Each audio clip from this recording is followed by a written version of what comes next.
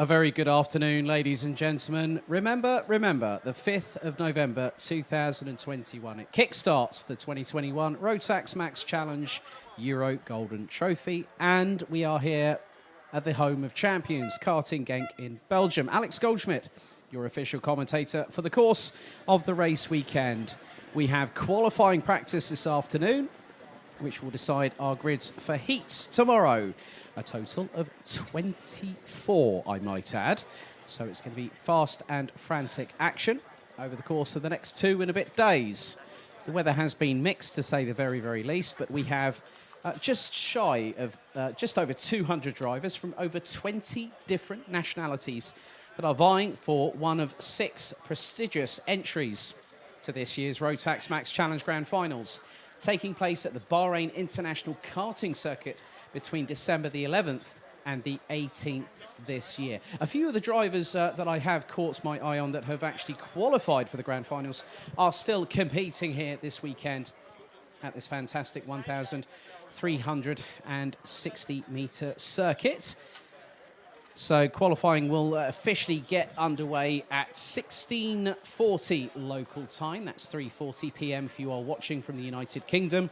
And it's going to be, what is that going to be? That's going to be 19:40 Emirati time, UAE time. So we bid you a very warm welcome.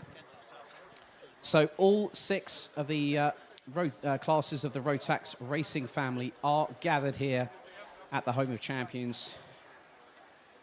And there are 6 tickets to give away, but there's also entries to be won for those drivers that aren't able to qualify for the Grand Finals. There will be 2nd and 3rd place prizes for juniors, seniors, DD2 and DD2 Masters, which will be race weekend entries for next year's 2022 Rotax Max Euro Trophy season, which kickstarts with the Winter Cup in Campillos in February of next year. So just before 20 to 5 this afternoon, we will get qualifying underway. But obviously with the fact that the clocks went back last weekend, we are going to have an interesting dynamic because the drivers have been out on the circuit this very week, actually, funny enough, under the nighttime sky and also coupled with a little bit of rainfall. So we will see how things progress over the course of today, tomorrow, and then on to finals day. So there will be 24 races tomorrow, which kicks off with Micromax at 10:30 tomorrow morning local time, and we'll be running all the way through until about just before 7 p.m. tomorrow evening. And then there will be second chance heats for both juniors and seniors, and then we'll have the pre-finals and the finals. And then we'll crown 6 Euro Golden Trophy champions, give away 6 tickets to the Rotax Max Challenge Grand Finals, as there is the best part of nearly 30 Micromax drivers, 27 in total here this weekend.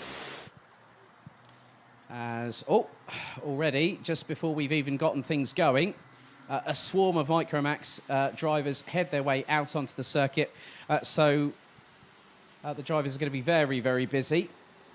And it can get very compact here at Karting Genk, as we've just seen, but I will be back a little bit later on this afternoon, just before, probably around about 4:30 this afternoon, as the warm-up gets official. It's non-qualifying practice, so all the drivers have had all their free practice sessions, and this afternoon really starts probably what is going to be, for many drivers, the final chance to qualify for Bahrain this coming December. So I will be back just after 4:30 this afternoon, as we will take you through the ups and downs of qualifying practice here at Karting Genk.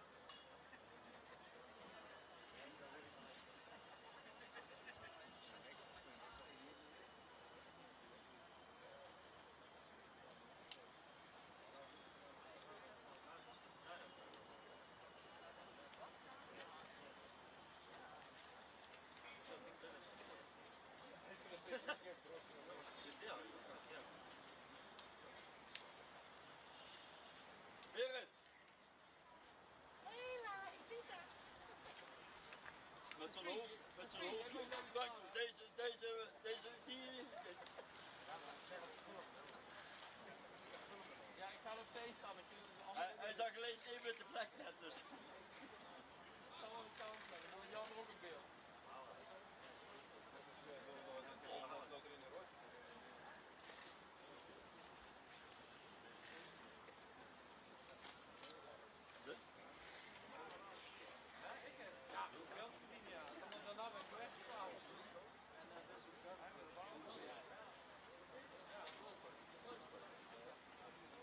Die vuilnisbak. Ja. Oh, die, ja. Hoe dadelijk? Ja. Ja.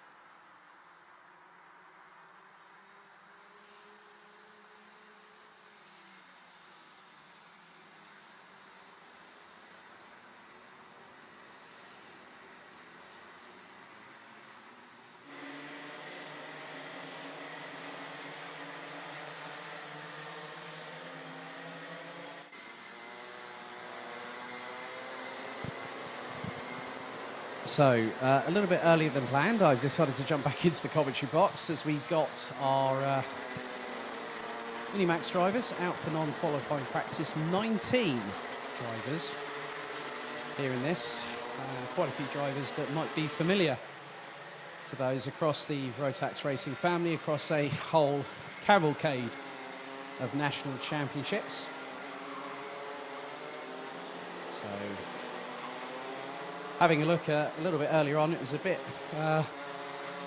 elbows out in the Micromax, but with 27 drivers, it does go to show that things can be very, very tightly packed here at Karting Genk. 5 minutes and 35 seconds. Mies Huben from the Netherlands leads Marcus Silkonas and Jakub Gasparovic. That's the 108, 159, 191. Romeo Roussel and Ryan Bourguignon rounding out the top 5, both representing France. Mick Vandenberg in the 129, Jake Menton, Lawrence Herboz and Mats van Rooyen rounding out the top 10. And Huben is the quickest out there so far by nearly 0.4 of a second. So we do have France, the Czech Republic, Latvia, Denmark, the Netherlands, Belgium. We even have Spain actually joining us this weekend, courtesy of the 120 of Nikita Nikishov in the 120. So 4 minutes and 40 left on this session. So all the way through from now right up until this evening. Now sunset hits here at Karting Genk at just after 4 minutes past 5 this afternoon. So we will have nighttime qualifying in prospect here at Karting Genk. And time qualifying gets underway at 16:40 this afternoon.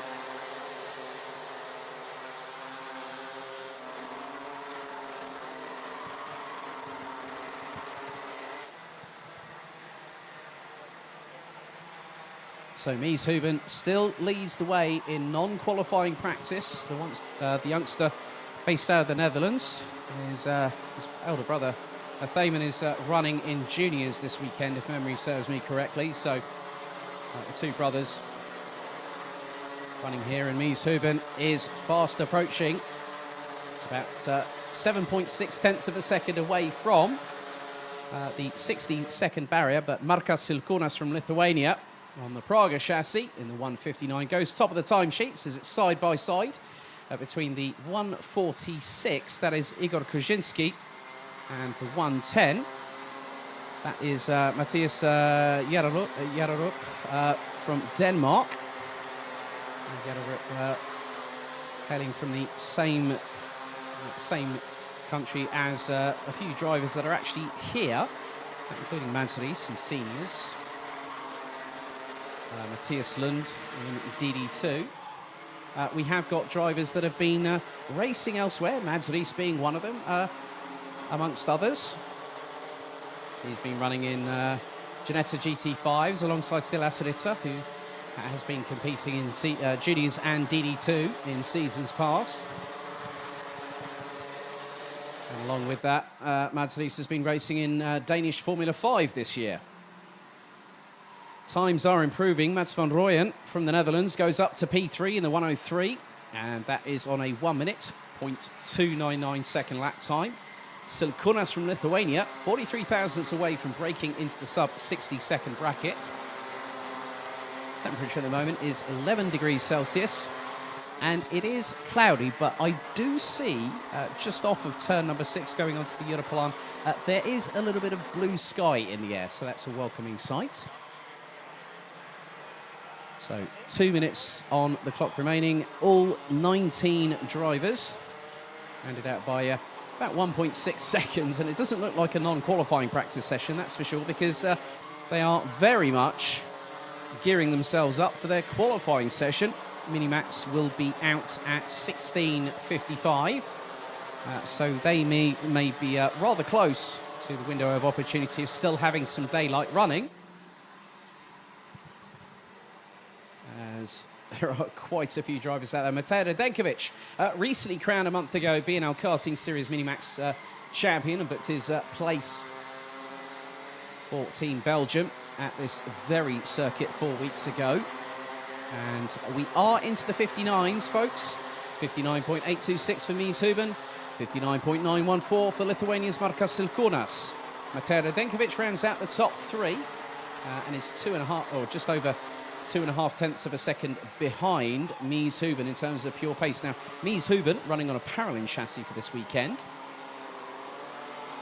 as the 108 of Mies Huben, funnily enough, jumps into the pit lane with about 45 seconds on the clock.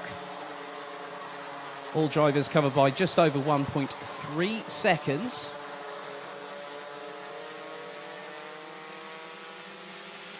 So with regards to qualifying, has been decided in terms of the 3 classes, and 3 classes, which is juniors, seniors, DD2. They all will have 2 groups of qualifying, so it will be based on the effectively the best lap time set in either one of the sessions is the top time, and puts that driver on pole position effectively for the heats tomorrow.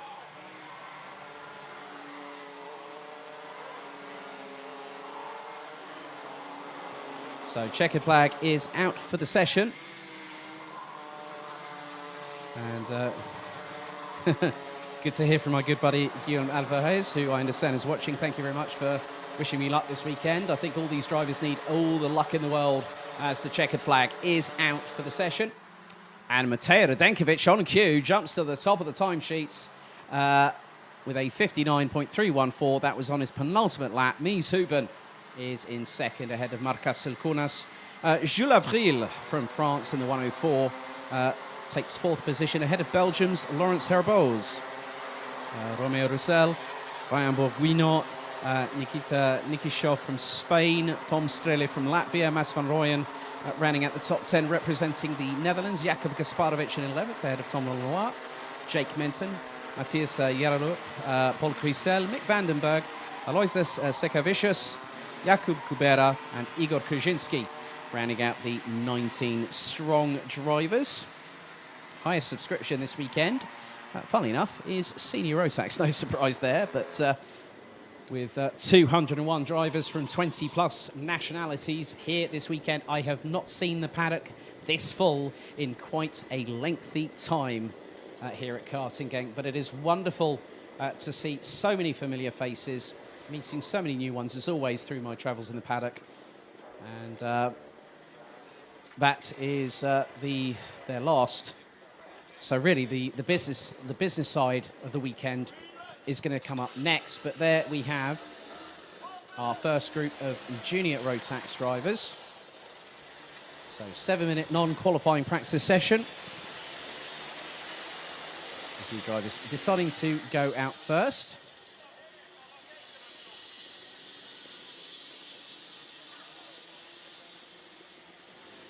So Benjamin Van Hees, Jimmy Kokalainen from Finland, Lars Venink, Maximilian Schreier, Greta Rosen, Daniel Chernega, Jo Briefeld, who recently was very happy to secure P3 in the Belgium Max Challenge just last week, actually, that had its final round. And also recently booked his place on Team Netherlands for the Grand Finals in Bahrain at Chrono Karting quite recently, so congratulations to him. Those wondering, drivers even in karting have fan clubs. Diopster is, have a look on that on Facebook, give it a like and see what it's all about if you can be part of Diopster's fan club. And I know that there are quite a few out there. And I'm sure that's going to be bringing a smile to Jeffrey from JJ Racing right about now, because he keeps on egging me on, and I've said it a couple of times. I'm going to keep on doing it until he tells me to stop. Right.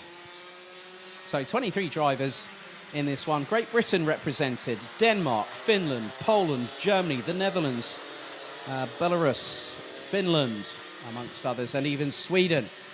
Also in passing, gratis Stefan Radnik, congratulations, many happy returns today. So hopefully he'll be cheering on the Swedes from home at the moment.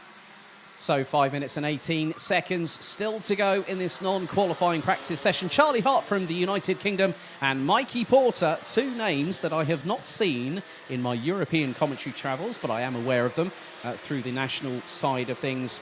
Good to see Jaden Thien back in the mix here, running with SP Motorsport these days, the youngster from the Netherlands. Still remember him as a Minimax driver. Now he's running with Stan Pex.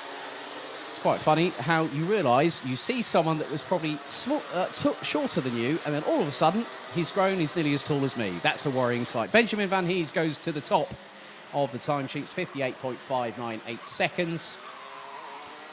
Mikey Porter, so it's all changing. Greta Rosen goes up into fourth place as Daniela Chernega up into P2. Jimmy Kokalainen up to fifth place on a 1 minute 1.215.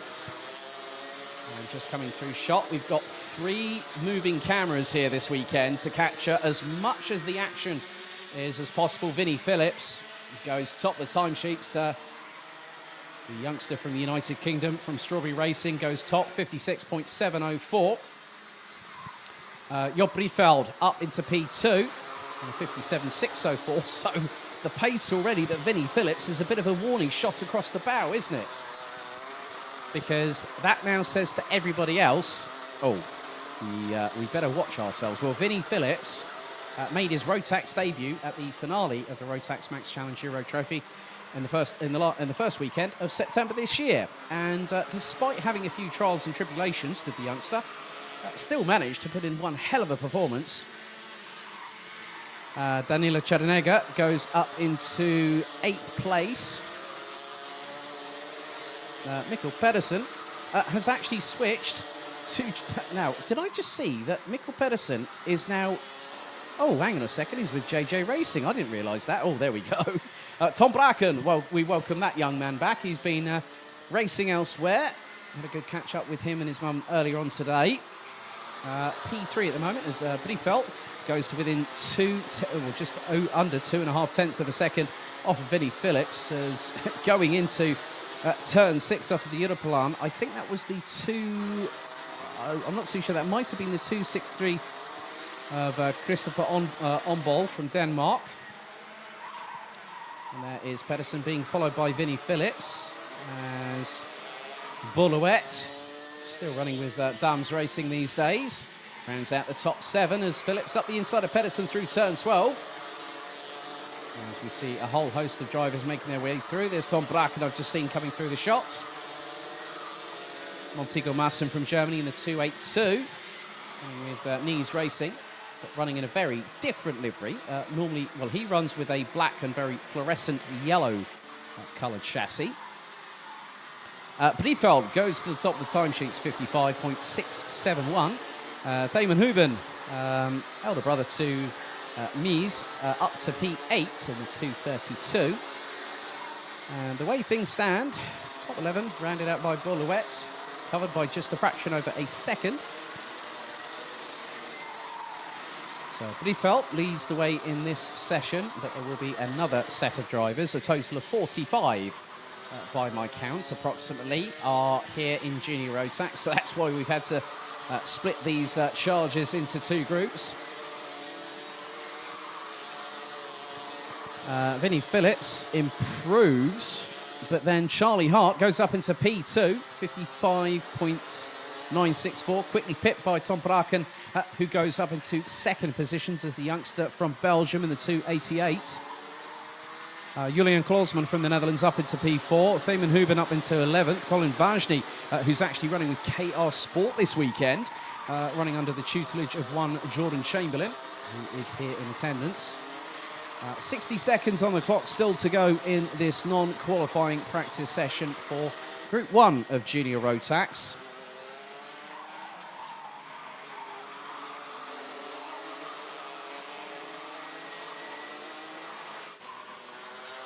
So 43 seconds on the clock.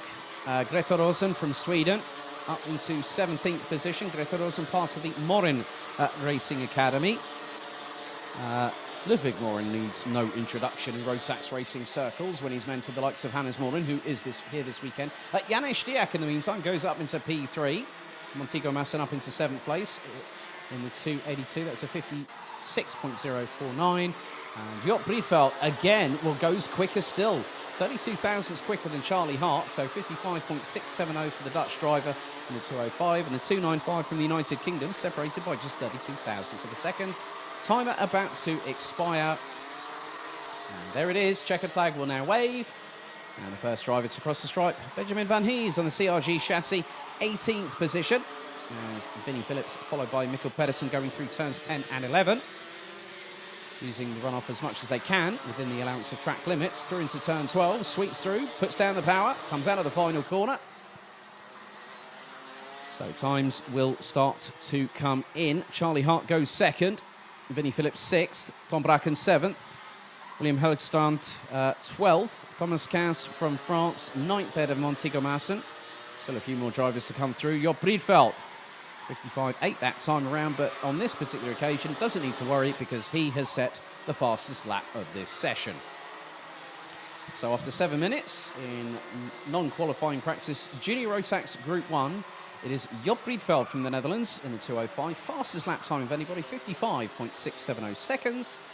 32 thousandths ahead of the UK's Charlie Hart. Janes Stiak makes it 3 different nationalities in the top 3. Ahead of Mikkel Pedersen and Boluet, who now make it 5 different nationalities in the top 5. So the Netherlands, the UK, Germany, Denmark, Belgium. Then it's Vinnie Phillips, Jaden Thien, Tom Braken, Julian Klausman, Thomas Cass from France rounds out the top 10 ahead of Montego Masson. William Helgstrand, Mikey Porter, Thamen Huben, Colin Vajny, Christopher Ombol, and we've got Milo Kaskinen from Finland, Benjamin Van Hees, Greta Rosen, Lars Venink, Daniela Chernega, Jimmy Kokalainen, and Maximilian Schreier rounding out the 23 in that group.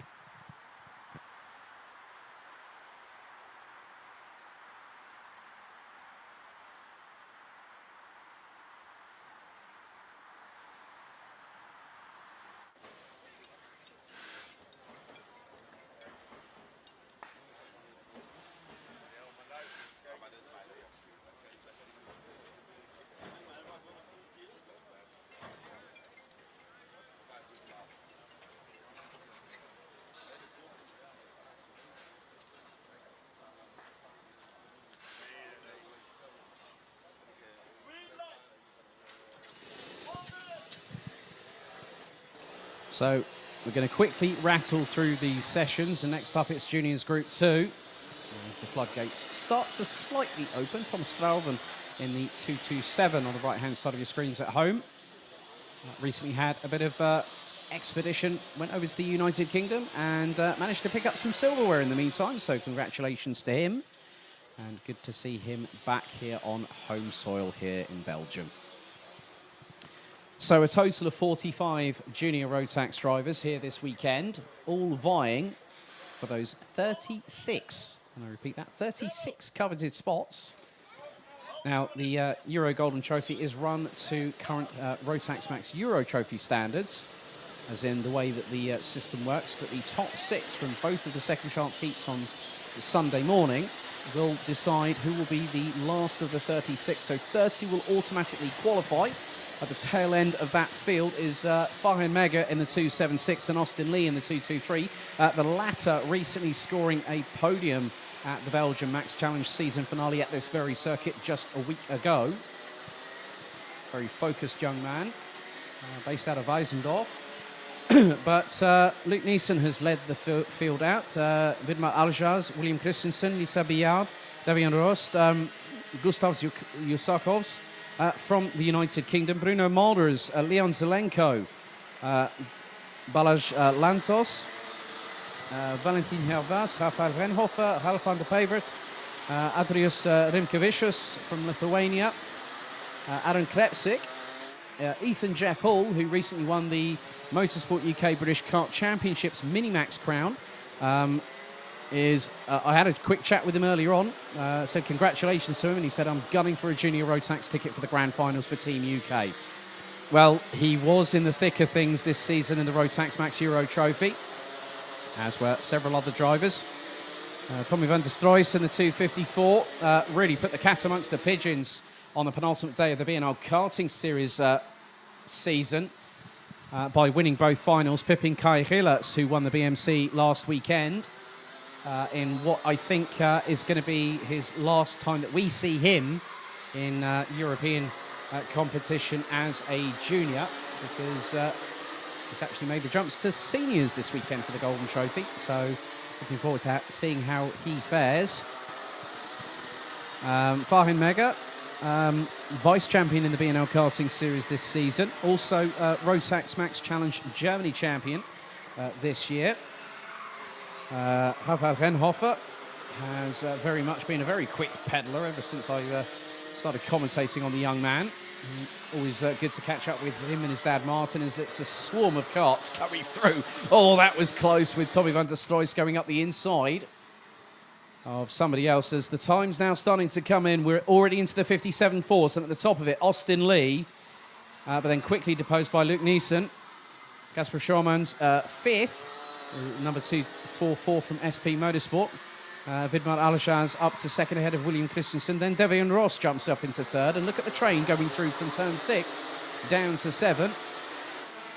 Yellow flags at Marshall Post 7. That's heading into turn number 12. Quickly gets retracted as everyone's jockeying for position. This is not quite qualifying yet. However, there is still quite a lot of very, very hungry drivers. It's like a young wolf pack, isn't it? Because effectively, those that have qualified for the grand finals, this is a good way to sort of have a bit of a tune-up, you know, keep your skills sharp, ready. Because it is a few weeks, it's about 5 weeks until the grand finals in Bahrain. However, there are some drivers that have yet to qualify. And there are those that are absolutely going to push the limit of adhesion and put the pedal to the metal here this weekend.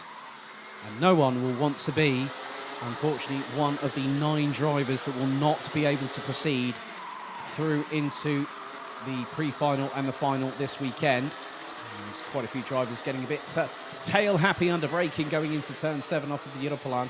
2 minutes and 16 still to go. Luke Neeson and Kasper Schormans makes it a 1-2 for the Netherlands. Leon Zelenko from Croatia, P3. Bruno Malders, Vidmar Aljaz, Farhan Mega, Davian Rost. Well, that quickly changes as Bruno Malders goes P2.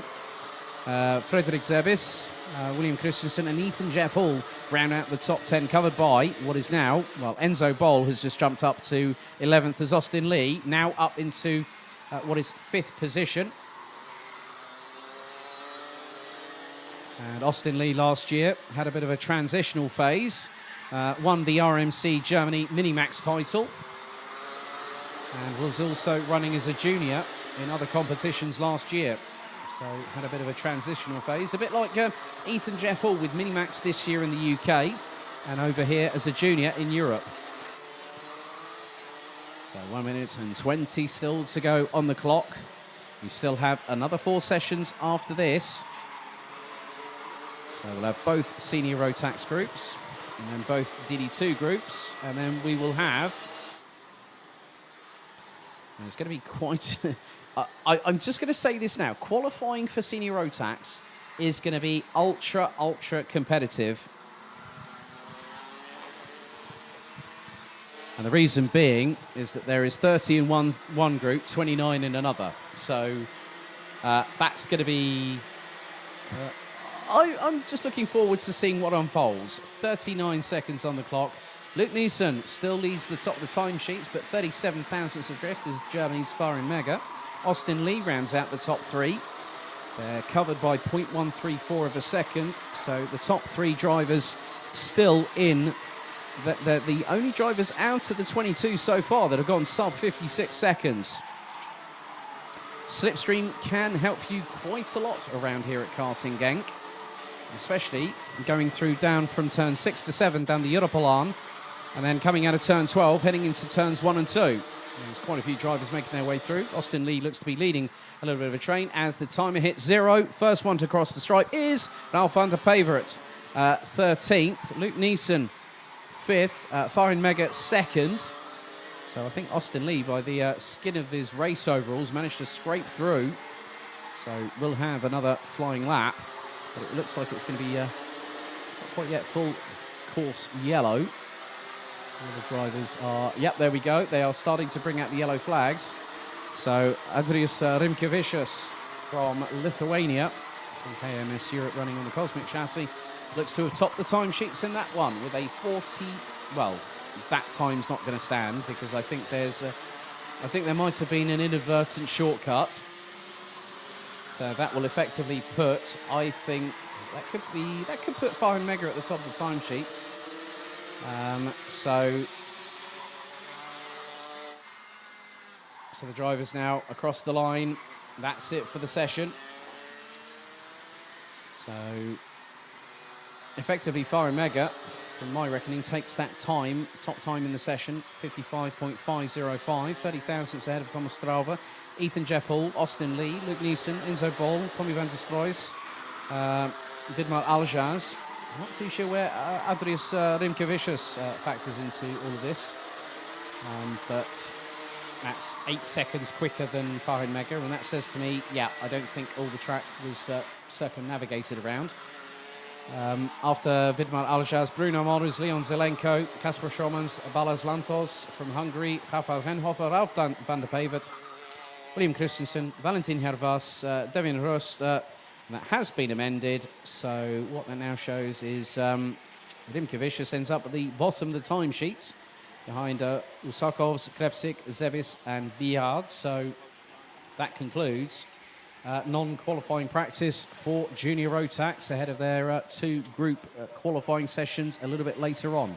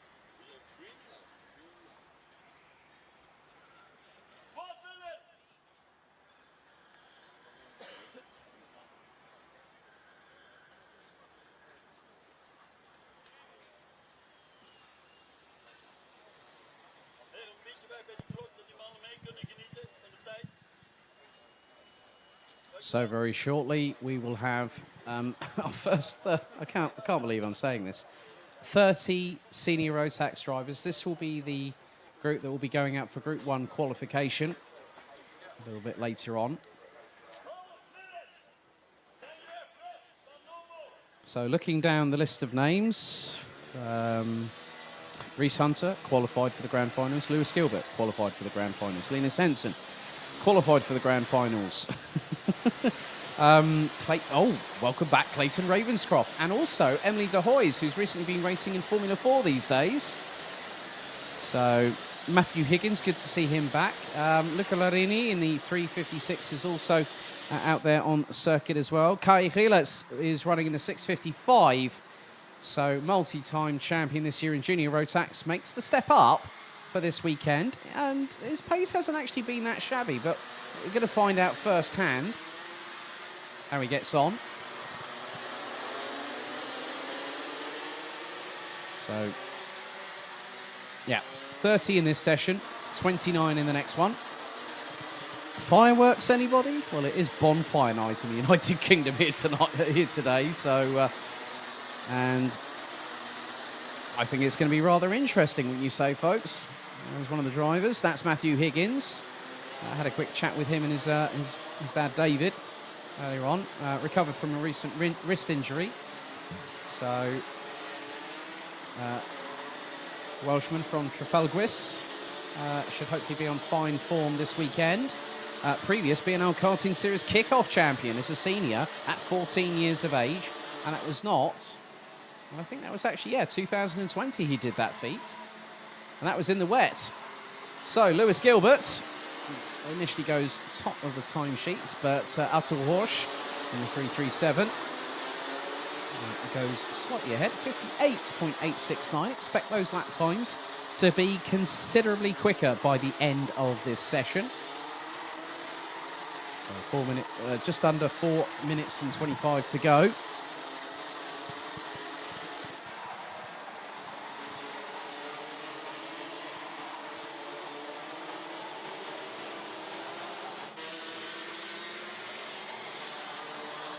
So 4 minutes and 5, times coming in. Axel goes from the Netherlands up to first. And then Lewis Gilbert on cue, Mathis Parlant, Matthew Higgins and Kevin Kramers. Well, Matthew Higgins now goes top of the timesheets. Kai Rielers up to the top of the timesheets. Oh, crikey. The top spot in this group of senior Rotax is swapping first place more times than I've had hot dinners on a Sunday afternoon. I won't be having one this weekend either. Excuse me. But Kai Rielers, 54.142. Matthew Higgins, 0.222 adrift. Max Stemmerdink, Linus Hensen, Reese Hunter, Arthur Horsch, Paul Fokkema. Good to see Lars van Vark back as well, running on the Kart Republic chassis under the Bouvin Power awning, I believe. Christian de Klein and Luca Larini ran out the top 10 positions. Flint Schuring in 11th. Nick Kuppens, Beard Dorrestein. Then we got Alexander Abkazava, the sole Georgian entrant. Whenever I seem to commentate on an event, he's always there. He's currently 14th at the moment, but it all changes. Clayton Ravenscroft goes to within a tenth of a second. Good to have that man back. Luca Larini goes to the top of the timesheets in the meantime by 8 1,000ths of a second. As Reese Hunter says, oh, here we go, it's on. You can see how quickly things deteriorate here in Senior Rotax.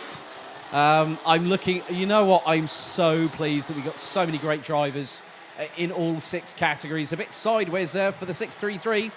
Nathan Schaefer in the CRG chassis. Oh, hang on a second. I remember that name.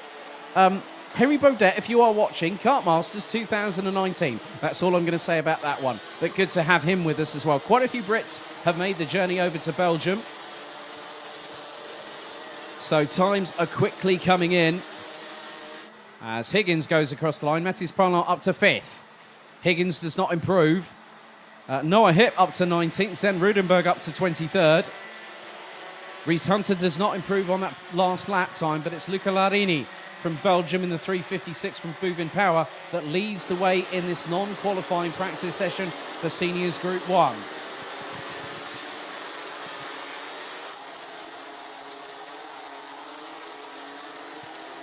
So already, just looking at how many drivers have gone sub 55, it's all the way down to the 325 of France's Noah Hipp.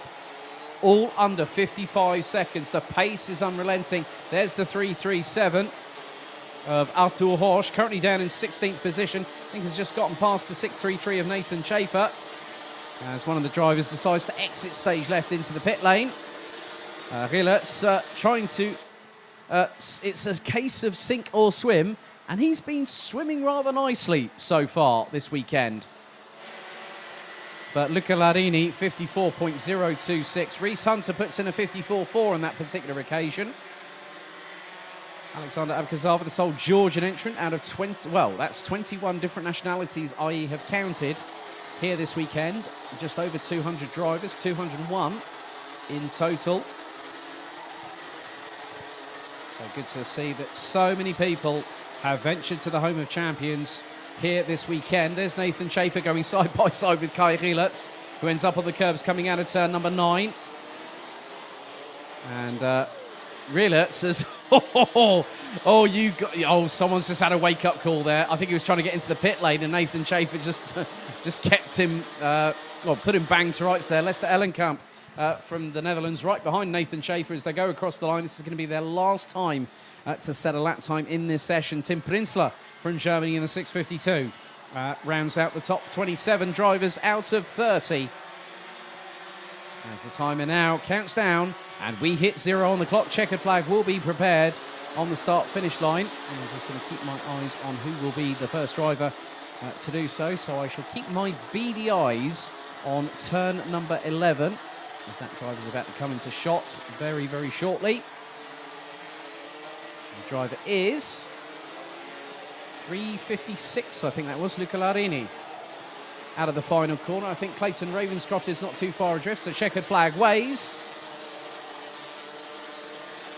That was actually, well, Lewis Gilbert went out. That was Axel Goes, so a little bit, I think I saw a little bit of tyre marks on the side of Axel Goes' side pod there. Lewis Gilbert and Clayton Ravenscroft, both representing the United Kingdom. Running out the top 7, Matthew Higgins in 10th, behind Paul Fokima from France. Emily de Hoys, who's actually been competing in Formula 4 this year. Good to see her back. 18th place for the Dutch driver. It looks like Luca Larini has got the top time in the 3:56 from Belgium. And there it is confirmed by 8 1,000ths of a second ahead of Reese Hunter from the United Kingdom. Linus Henson and Kai Rielertz round out the top 4 positions ahead of Mathis Parlant from France. Lewis Gilbert and Clayton Ravenscroft complete the top 7 ahead of Christian de Klein and Paul Fokima, with Matthew Higgins running out the top 10. Running out the top 20, it is Alexander Abkazava, Beer Dodderstein, Max Stemmerdink, Nick Kuppens, Flint Schuring, Artur Horsch, Lars van Vark, Emily de Hoys, Bendit Zabel, and Kevin Kremers from the Netherlands. Noah Hipp, Justin Polman, Zeno Kovac, Zen Rudenberg, Axel Goes, Louis Jouin, Tim Prinzler, Nathan Schaefer, Lester Ellenkamp, and Mats-Johann Overhoff from Germany round out the entire 30-strong grid, and that was covered by less than 1.6 seconds.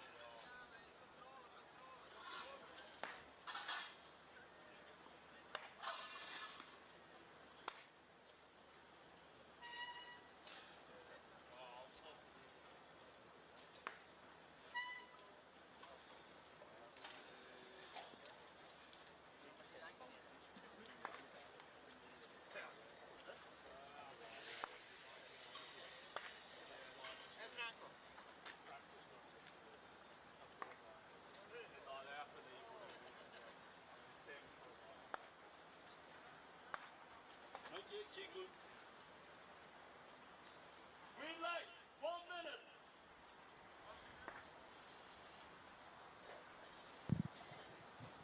So the timer has now started for the second group of senior Rotax drivers. And there are 29 of them. Finland, UK, Belgium, Germany, Austria, Denmark, France, Estonia, Hungary, and even, I think, let me just refresh my memory because I want to make sure I get this correct. So, from Serbia as well, So these drivers have a very limited amount of time. And, oh, right, the floodgates are about to open. Everyone needs to get out of their sharpish. So they've all got to get a move on.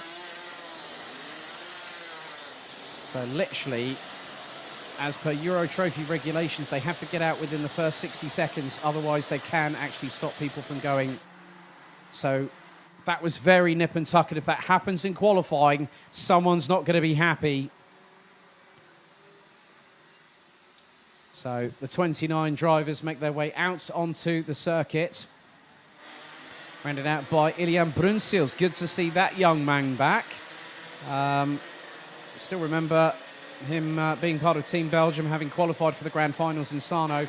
And unfortunately, his Grand Finals adventure was brought to an abrupt halt through a concussion where he was not medically cleared to compete in the rest of the week there at the Circuito Internazionale Napoli. I did have a little bit of I did sort of give him a little bit of a jab in the ribs, say, come on, I know what you're here for. And he went, yeah, I'm here just to race. And I could see that little glint in his eyes, and I thought, he wants to go to Bahrain, doesn't he? Well, everyone wants to go to Bahrain that hasn't already qualified. And there's quite a few hungry drivers that want to do so. And if you think the first lots of senior drivers were rambunctious, hang on to your hats, ladies and gentlemen, because it looks like an all-out dogfight there right now. I think I just spotted the 632. Bennett Ahrens from Germany, RS competition driver, has been running in the Rotax Max Challenge Germany season this year.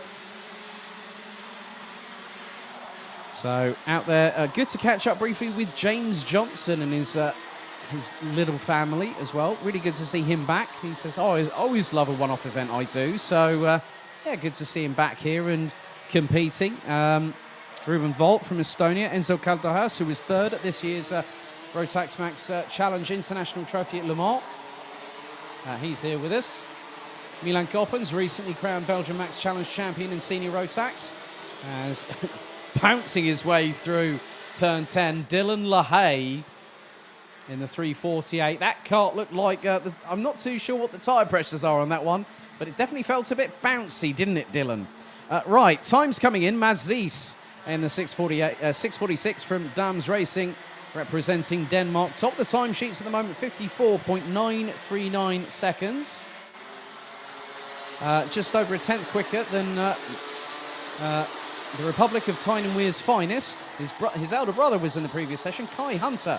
Had a really good catch up with him a couple of weeks ago at Clay Pigeon of all places, where he was spannering for one of the young lads at Hunter Motorsport. So a new team has made its way not just into national karting circles, but also European karting circles, as everyone is trying to jockey for position. 3 minutes to go.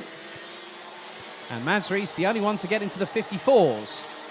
But then Nicolas Picot on cue, the Frenchman, 317.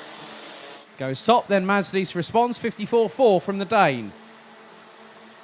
Quite a few drivers making their way through. I just spotted the 351, and that was, I think, if memory serves me correctly, 351, David Lackner from Austria. One of, well, a handful of Austrians have made it to karting game this weekend, including the 634 of Adrian Dobric from FM Racing, who is down in 23rd place. Luca Koester, running with Craft Motorsport in the 362, rounds out the top 24 in this session. And the top 26 drivers rounded out by Hungary's Arnold Dominko from KMS Europe. And the 663 are covered by a second and a half. 2 minutes to go in the session. Zsombor Kovács, the Hungarian, now makes his way up to the top of the timesheets by 39 thousandths of a second. Sebastian Belli from Belgium up into P3. 0.133 separates the top three. Will actually change that as Andrej Petrovic now makes his way, the young Serbian, up into, well, it was P3 until Kai Hunter said otherwise. And Kai Hunter in the 380 goes to within 81 thousandths of a second of Zsombor Kovács's time, which is a 54.389. Three more non-qualifying practice sessions after this before we go into qualifying practice. And this is a sign of things to come here at the Rotax Max Challenge Euro Golden Trophy. You ain't seen nothing yet. Okay, 1 minute and 14 on the clock to go. Drivers are starting to improve their lap times as around the circuit, I think I have a little bit of a fear here that, well, let me put it to you this way. How soon is it going to get dark? Well, probably in about an hour's time, we will be pretty much under the floodlights. So there is a little bit of a darkness hue here at Karting Genk, the home of champions, 1,360 metres of prime tarmac. Interesting statistic, and a big thank you to Jenson Button. Yes, 2009 Formula One World Champion and 2018 Super GT GT500 Champion. He actually made a very good point of reference that ahead of winter testing for the 2007 Formula One season, he came here to Genk to train, broke 2 ribs, that put him out of winter testing. Oh, do you think that was quite a long time ago? Well done, JB. Hopefully one day we'll see that man back here at this particular circuit as the timer hits 0. Checkered flag is out, and the first one to cross it is Ruben Volt from Estonia. 15th, Miska Kaskinen from Finland. 12th, Kai Hunter and Andrei Petrovic ran at the top 4 places. It looks like Zsombor Kovac has done enough to have the top time in that session. However, it could be a completely different proposition altogether when it comes to qualifying a little bit later on. So a 7-minute practice session, or non-qualifying practice session for each of the drivers. So, yeah, very interesting when I keep on having a look at when sunset is on my weather app, and I try not to look at the weather. So, yeah, we still have 2 DD2 groups.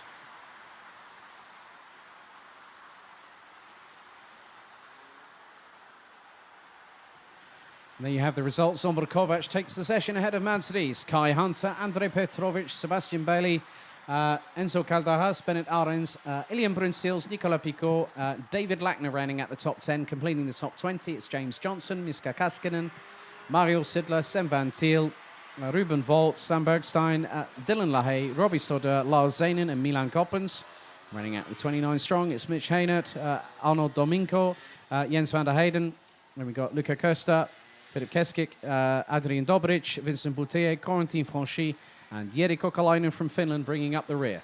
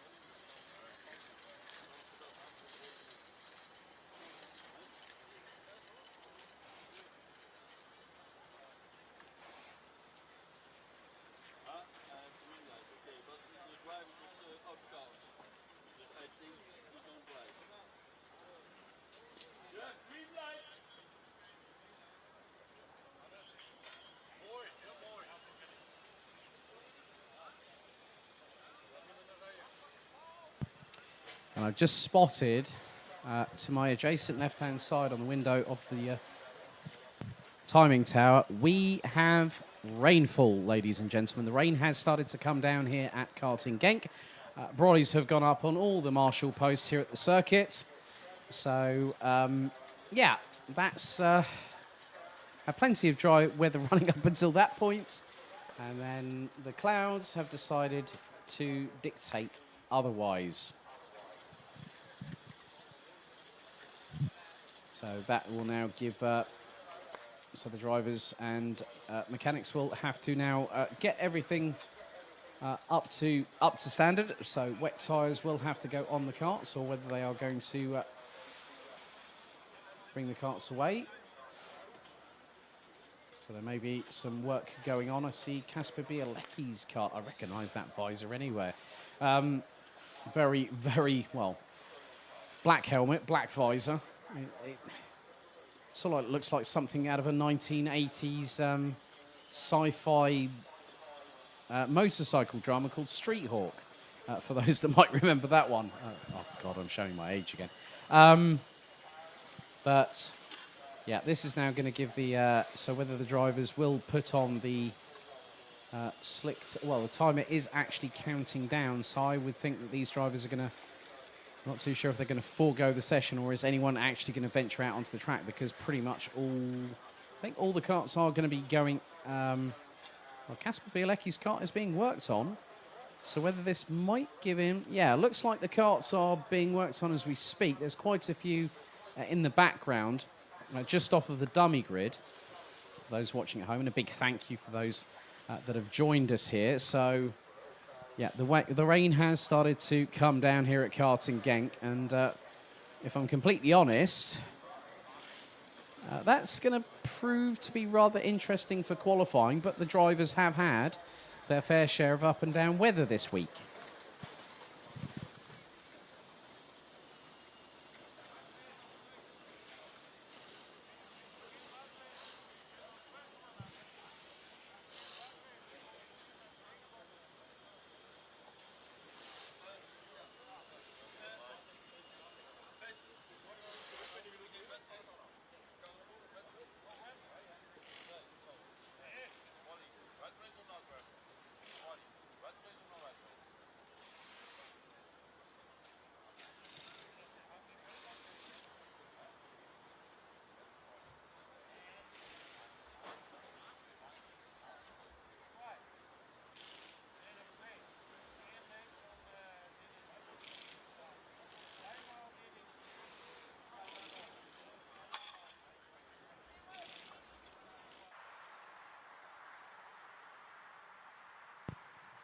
Yep, so the Heavens have decided to throw their 2 cents into the ring, and they've basically provided a little bit of a haymaker to proceedings. So it does always go to show that sometimes with the weather, you cannot always predict it, and you always have to wait to see what happens.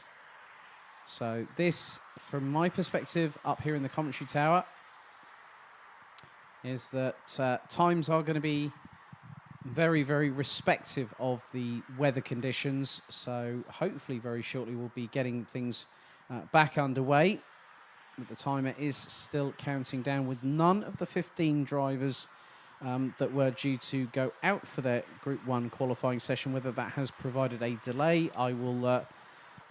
the timer is still counting down. It is a valid session, and we do have to run to time because it's been a long day for everyone involved. It's also been a very long few days. But you can see there a lot of frantic action happening. And I'm just going to have a look at the groups. That looks to be for the next session. So Charlie Anderson's cart is there, the 454. That's Mika Metz. Lasse Andreasen I just see walking through there too. So that to me... Maxime Dirish, I think Dirish's cart, I think, is there. That's the 443. That is Jule Jungdahl.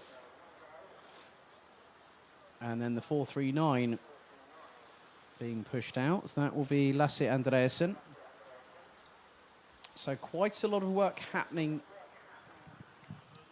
as the timer still counts down. So I think what's happened is that Group 1 have decided, well, it's a bit too late for us to get everything all sorted out. We do have a timetable to run here. And as always, a big thank you to Team MKG, our marshalling crew here at Karting Genk. It's always very exemplary of what they do. So looks like that is going to happen at the time. It is going to expire for non-qualifying practice for Group 1 of DD2. And with the change in weather, that has really put the proverbial cat amongst the pigeons, I must say. However, the drivers now making their way onto the dummy grid. There's, hang on, that's, now that is Robert Chorpian in the 477 entry. Josh Price from from the United Kingdom running in this one. The 486 running under the KR Sport awning, and there is welcome back as a racer to Germany's Max Fleischmann. Good to see him back out, getting himself into the hot seat, so to speak.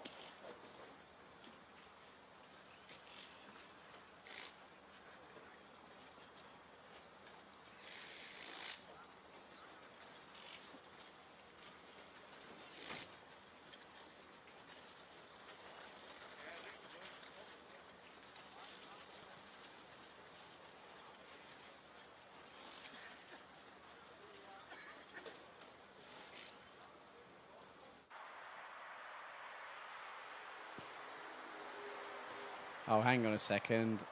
Makeshift pogo stick, anyone?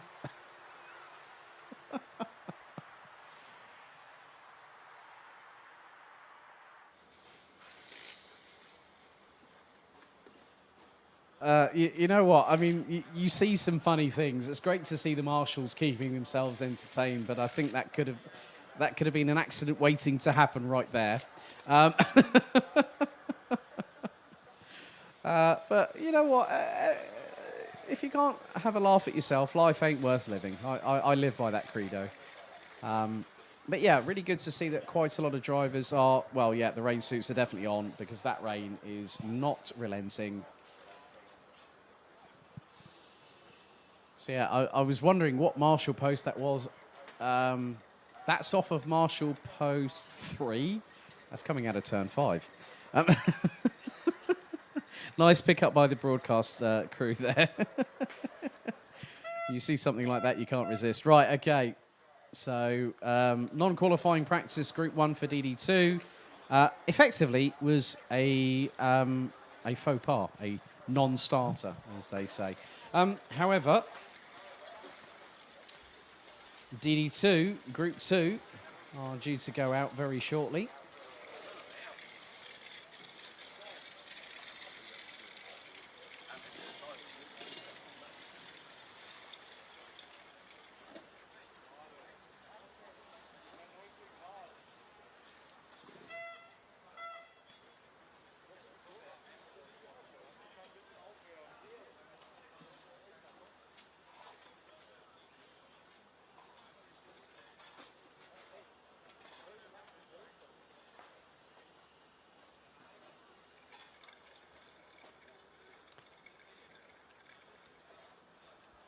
So there was a hive of activity in the pre-grid before going onto the dummy grid.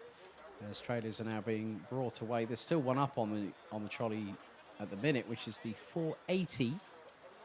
And that is of Amire Guérin from France, which hopefully should be taken off that very, very shortly and brought down onto terra firma.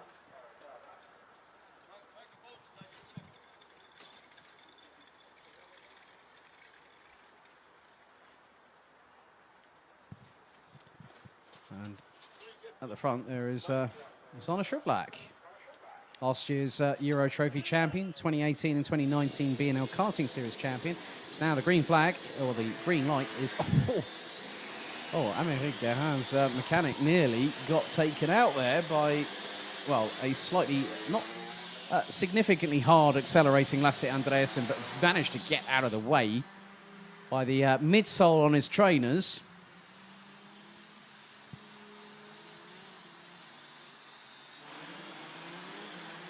So, drivers making their way out onto the circuit. 420 of Lawrence Seyfried.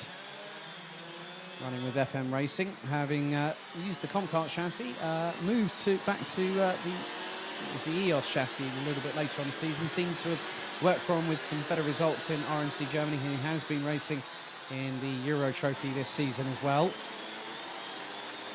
Good to see quite a lot of people out of the woodwork, so to speak. Max Fleischmann notwithstanding, it's really good to see him get back behind the wheel. FM Racing, a lot of the drivers using the newer Comcart chassis. Some of the drivers tippy-toeing their way, as is Seyfried, going through turn number 10, as was the 477 of Robert Schorpian. Schriblak makes his way gingerly through turn 12, 5.5 minutes still to go. After this, we'll have one more session before qualifying practice gets underway for the Golden Trophy. You see the amount of spray being kicked up coming out of turn 12 and onto the main start-finish straight. This now provides a very different dynamic as Seyfried trying to control the back end of the kart, which is trying to step out to the right-hand side, completely correcting the steering wheel, using the curbs, using a bit of a different racing line. So the track has now been pretty much made green because all that rubber, thanks to that rainfall, has sort of inadvertently been swept away under the carpet or like water under the bridge.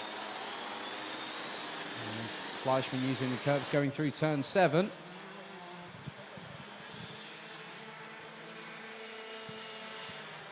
So the times are significantly slower than what I would have expected. Probably would have thought around about sort of the 53s as such for DD2, but everyone's having to, Jungdahl's trying to get past, I think that is Didix, I think, as up the inside goes, that was the 459, or 454, really couldn't tell, I'm just keeping an eye on things as they, that's the 469 there, and that is Charlie Anderson from Sweden. Very differing racing lines as the 443. Jungdahl got an absolute purchase and a half coming out of turn 3. Wide through turn...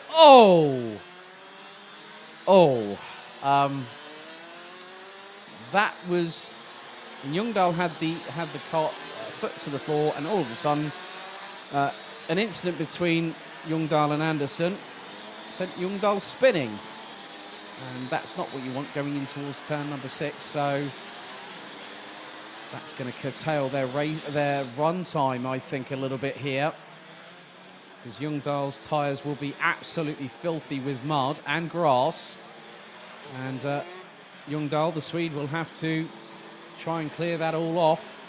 But Josh Price trying to keep it nice and tracked and true. And the Brit up the inside of the 443 of Jungdahl, and nearly ends up going up the inside of Mika Metz through turn number 11 as Laurent Seyfried leads the way. Gillian Gerhardt in the 470 ahead of Zona Schriblak. And look at it from this perspective. Laurent Seyfried has just done a 1 minute .215. Gerhardt a 1 minute 4.153. Schriblak a 1 minute 12.307.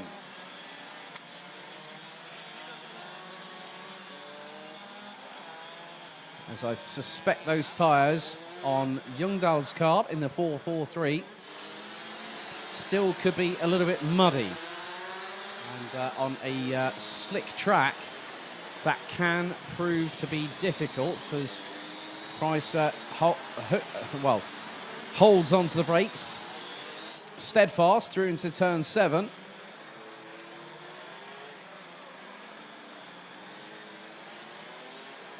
But Seyfried leads the way in this session. We'll have one more non-qualifying practice session this afternoon. DD2 Masters, there'll be 21 drivers. And you know what's really, really funny this weekend? It's really nice to see the returning drivers, but there's one driver, you'll understand when I say the name in the next session exactly who that driver is. I was absolutely shocked, but to be honest with you, it's a pleasure to have that driver here. You'll find out momentarily as we've got 90 seconds on the clock to go. As I think really Jungdahl and the 469 of Charlie Anderson just need to keep away from each other right now. And the good thing is that Ljungdahl, as they say, once bitten, twice shy. The 463 keeps out of the way. That's Patrick Snollslock-Mellis. So some drivers that have competed and qualified for the grand finals. I did spot that Glenn Van Parijs has opted to go with Birlart this weekend and also last weekend at the final round of the Belgian Max Challenge to prepare for the grand finals, to get an idea of what the chassis is going to be like. Kai Gilles ran on the Sodi Kart last weekend in the final round of the BMC. And Kylian Gerhardt running under the RM concept. That's run by Morgan Rich, former mechanic to César Gazot, who these days is now running in GT4s, primarily with an Aston Martin. So just 10 seconds to go on the clock.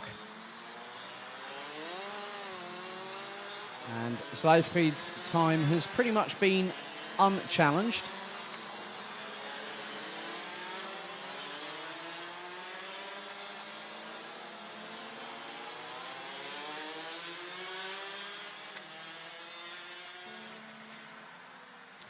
So across the line, Matthias Lund fifth in that session. Seifried crosses the line.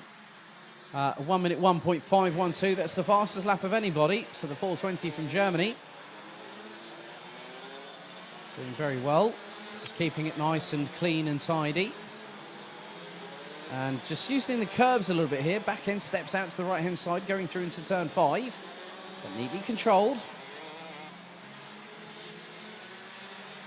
So, well, actually, that looks to have changed quite a bit, because I've just seen that, well, that was a 1 minute 1.5. Well, according to this, Kylian Gerhardt has topped the timesheets, as it looks like everyone's now crossing the stripe for the final time in this 7-minute non-qualifying practice session. So with everything now changed, looks like Zona Schiblak has ended up being top of the timesheets. Max Fleischmann in second, ahead of Patrick Snollslock-Mellis. Matthias Lund, Lasse Andreasen, David Maslakowicz from Poland, Charlie Anderson, Robert Schopian, Lawrence Seifried, Josh Price, Julia Ljungdahl, and Maxime Drix, Dennis Thiem, Amaury Gerhardt, followed by Kylian Gerhardt. And that is the 15 strong in that group. And we will see Group 2 out for qualifying in DD2 at 6:25 p.m. local time here at Genk.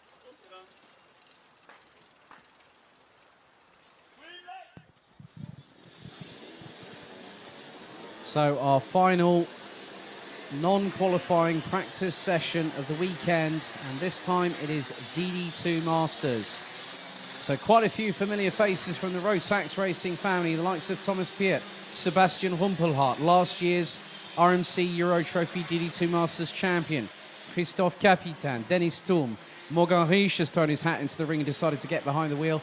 Slavomir Maransky really needs no introduction, as does Alessandro Glauser. Christoph Adams, the most successful qualifier in Rotax Max Challenge Grand Finals history. I hope Jen Wade might be able to enlighten me on how many times he's actually qualified, because he has actually qualified for Team Netherlands this year, I understand. Michael Becker has also qualified in previous years, but the one name that I really did not, I had to take a step back, Jörg Müller. Anyone that knows their sports cars, the 24 Hours of the Nürburgring Nordschleife, the fact that he's raced with the likes of Augusto Farfus, Pedro Lamy, Andy Prio, and the list goes on and on and on. He's actually racing here this weekend with RS competition in the 516. So 5 minutes and 38 seconds on the clock still to go in this session. The track has evolved to the point where the drivers have had to put the wetsuits on, ladies and gentlemen, and also with it the Mojo rain tyres. It is slick, it is damp, it is greasy. It's going to test every single driver, and one of the things I've just seen out of the commentary box window is a rainbow.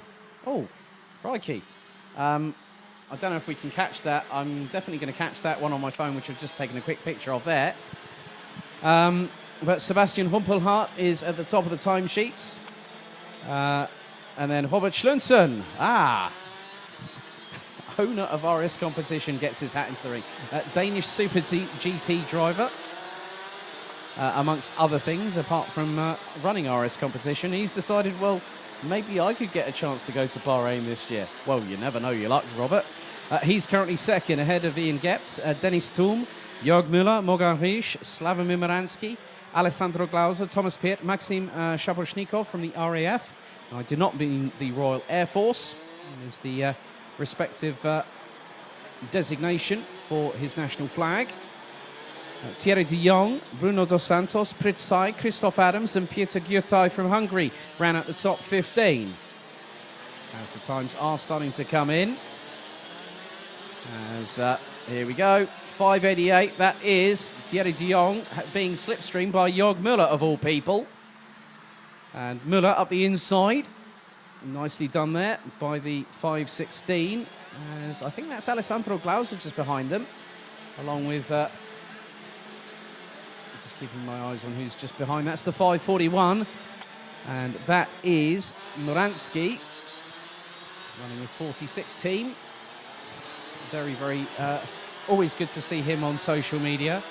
Very, very passionate Polish driver. I still remember when he literally came from behind in the 2018 Euro Trophy DD2 Masters class to win the title at the final round at Wackersdorf.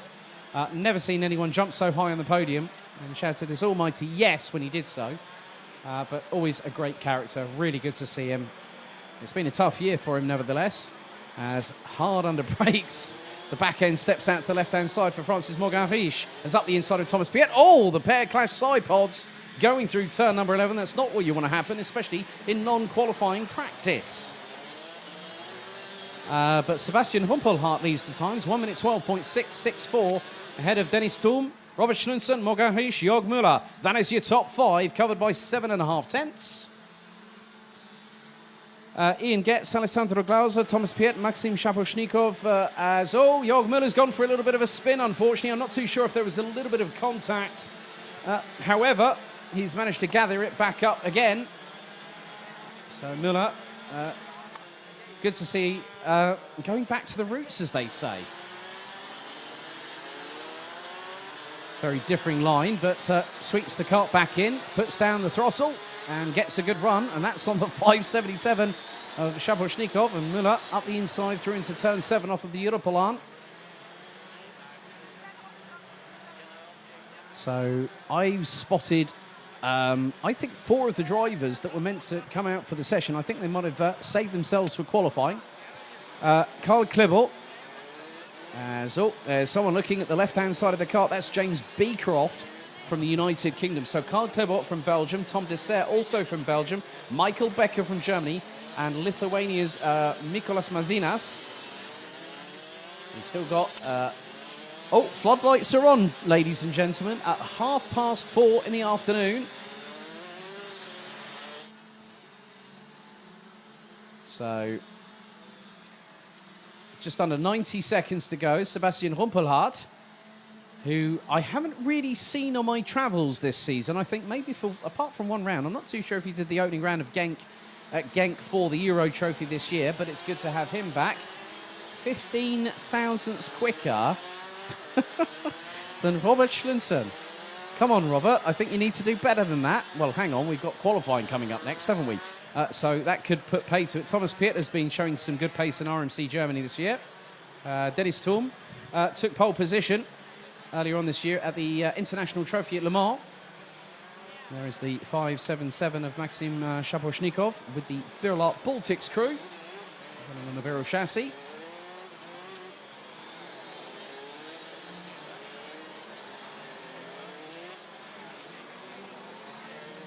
There is the 551. That is of Pritsai from TGT Racing, the Estonian. So just under, 20 seconds to go in the final non-qualifying practice session of the weekend as we now fast approach probably about 33 minutes until sunset is due to happen. And, the thing is, I've seen an additional arc to that rainbow, and it's just off of turn 12, behind the trees. Well, that's it.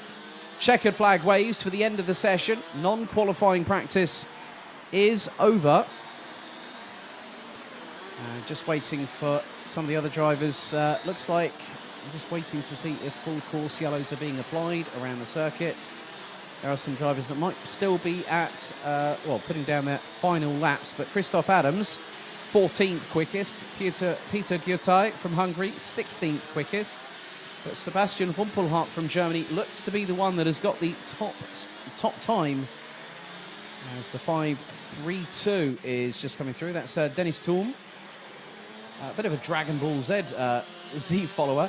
As Jörg Müller gets it completely sideways, right-hand side, flicked out, coming out of turn number 11. You can see he's trying to find the... and he even goes... He's even just done a bit of rally crossing there, as Jörg Müller. Still finishes 5th in that session. But it looks like Sebastian Humpelhardt will take the top time. Robert Schlinson, 15 thousandths adrift in the 5.22. But it looks like Sebastian Humpelhardt has taken the top time in the session, and it has been confirmed. Sebastian Humpelhardt by 15 thousandths of a second quicker than Robert Schlinson, Dennis Thurm, Ian Getz. Jörg Müller rounds out the top 5, covered by half a second.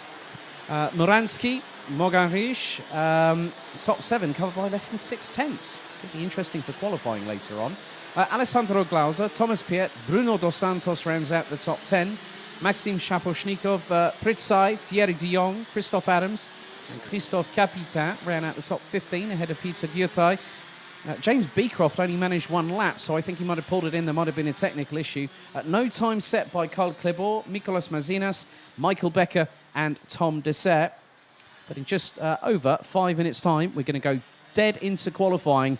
And what's more, the floodlights are on here at the Home of Champions, and we will have some interesting dynamic qualifying this afternoon.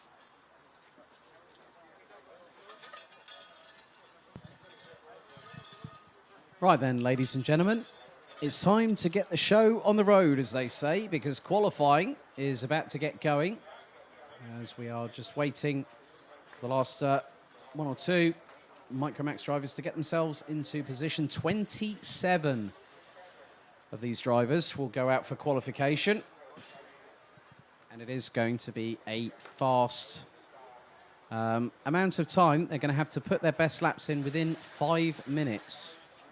And that can make the difference of where they start on the respective grids for tomorrow.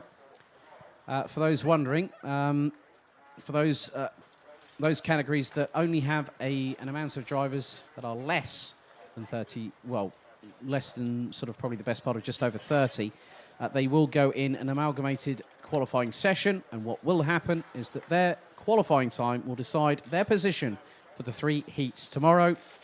For juniors, seniors, and DD2, it will be slightly different. They'll be split up into respective groups. So it will be based on the quickest lap time set in either Group 1 or Group 2 that decides who will be in one of the 4 respective groups. As qualifying now underway for the first time for the Rotax Max Challenge Euro Golden Trophy. As the number 33 tries to get going, that's Boris Verhaag from the Netherlands.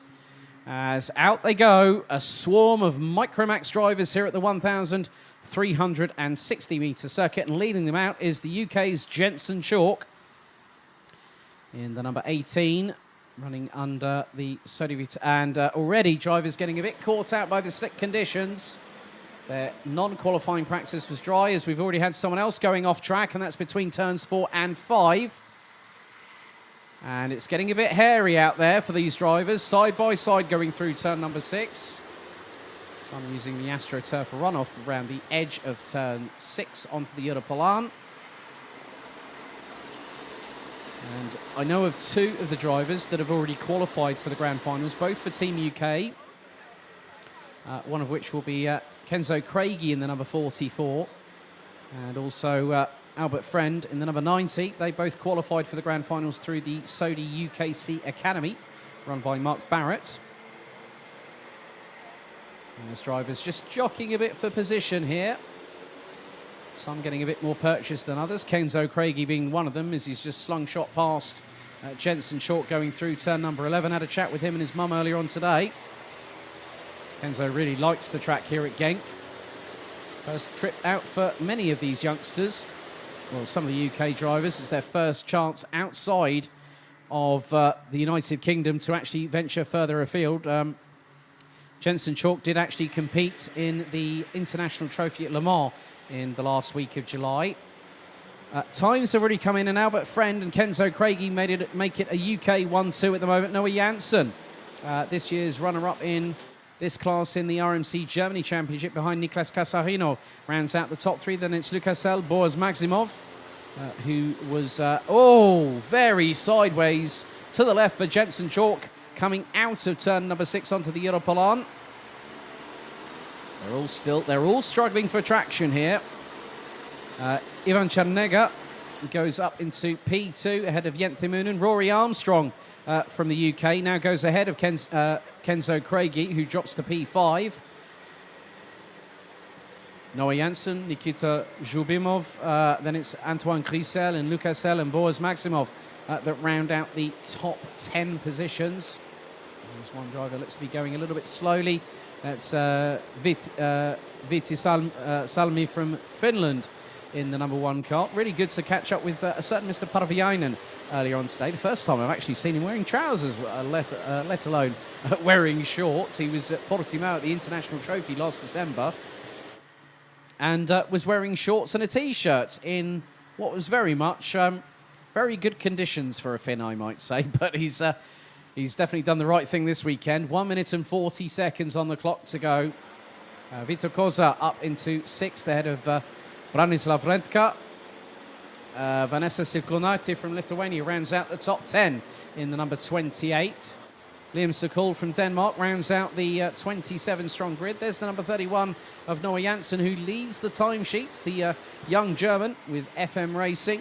A 1 minute 21 .973, but Ivan Chernega goes up to the top of the timesheets. Jent Thimoonen from Belgium up to P4.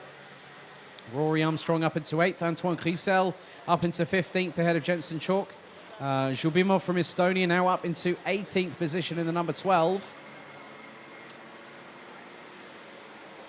But we've got just under 60 seconds on the clock remaining. As Albert Friend runs a little bit wide coming out of turn number 11. Trying to sweep the cart back in. And is being followed by Noah Janssen from Germany. They're going to get another flying lap in, as will a couple of other drivers. So Kenzo Craigie up to P3. Jensen Chalk now jumps up from 16th to 6th. Well, now it's 7th because of Uros Bogdanic, and the 81 goes P6. Remke goes up into 11th ahead of Rory Armstrong. Christoph Killar from the Czech Republic up into 17th position. As Janssen sideways coming out of turn number 5. And gets into the slipstream. So, timer for the first time in qualifying hit 0. Checkered flag waves. And the first driver to cross the stripe is Ivan Chernega. Jent Thimoonen, first and second at the moment. Could that change? Rory Armstrong will qualify no higher than 8th position. All qualifying results called by myself this afternoon are provisional, pending any technical and sporting checks.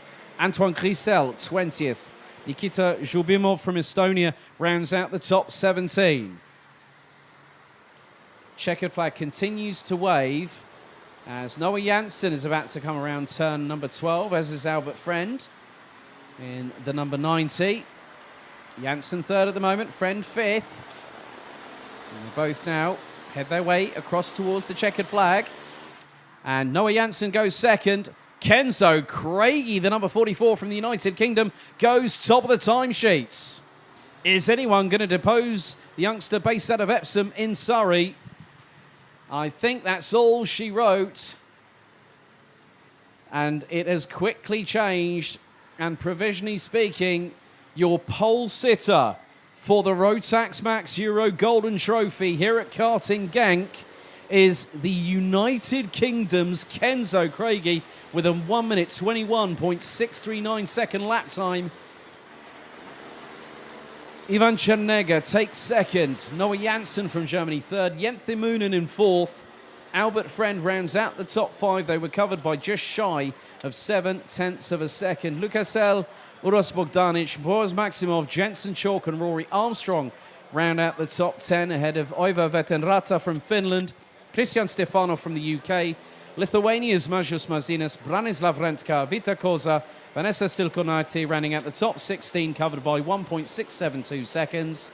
Boris Verhaag, Felipe Reis, Christoph Killer, Nikita Zhubimov, Marcel Zibo, Antoine Grisel, Lucas Stoddard, Jack Freeman, Viti Salmi, Didier Kreeft and Liam Sokol. But Kenzo Craigie provisionally takes pole position here at the Golden Trophy at Karting Genk.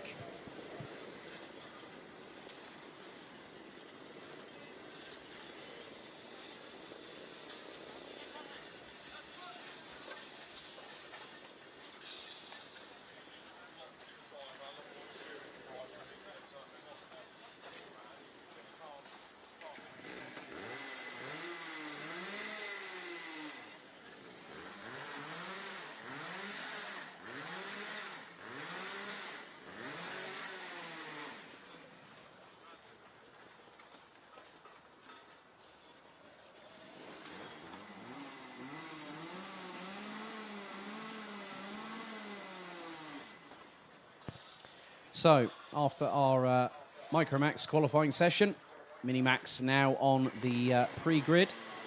And there is Mies Huben running on the Falcon chassis. There is his mechanic, Sophie Lansick, who just recently celebrated a birthday this past week. As it's all hands to the pumps here. So 19 drivers.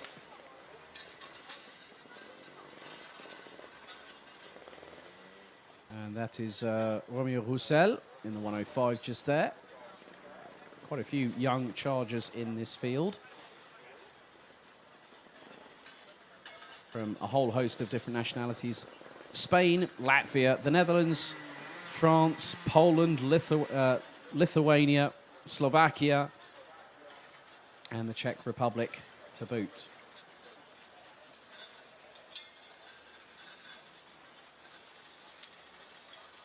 So the mechanics now just getting the carts onto terra firma. Quick adjustment of the race suit there for the 105. Roussel from France. In amidst all of that, as always, there's Tom Strele doing a bit of motivational psyching up there. And just behind is going to be Matej Radenkovic in the 196.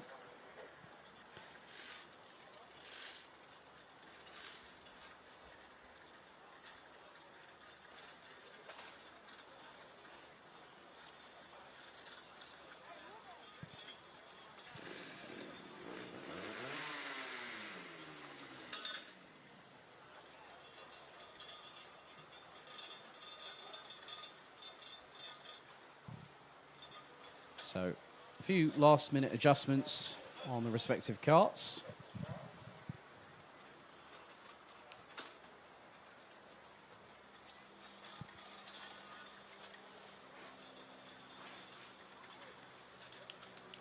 So current air temperature is around 10 degrees Celsius. It has been a little bit cold in the mornings. That's what you get when you turn the clocks back an hour. And everyone moaning that it's cold, but well, that's part and parcel of what happens. But good thing is these drivers now will steel themselves in. Got about another few moments to go until their qualifying session gets underway. That will be in just under 5 minutes' time.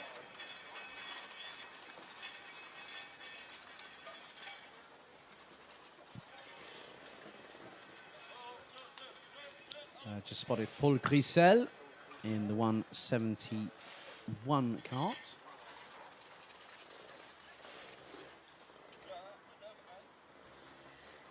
So these, along with the remaining drivers, so 201 drivers, there are quite a few, I would probably class the best part of well over 160 plus that have yet to qualify for the grand finals, and this is their opportunity to do so.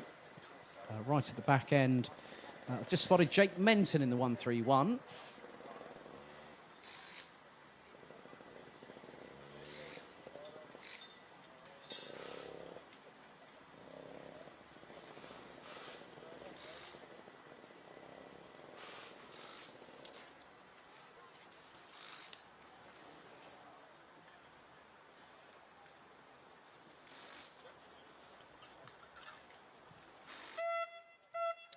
So the horn sounds on the pre-grid, indicating to all mechanics to leave the dummy grid.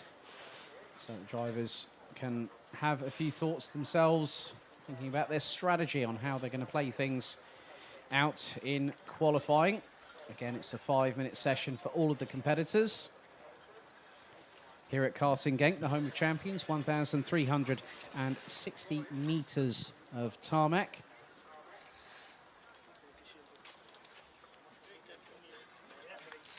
And in just 12 minutes' time, we will be at sunset.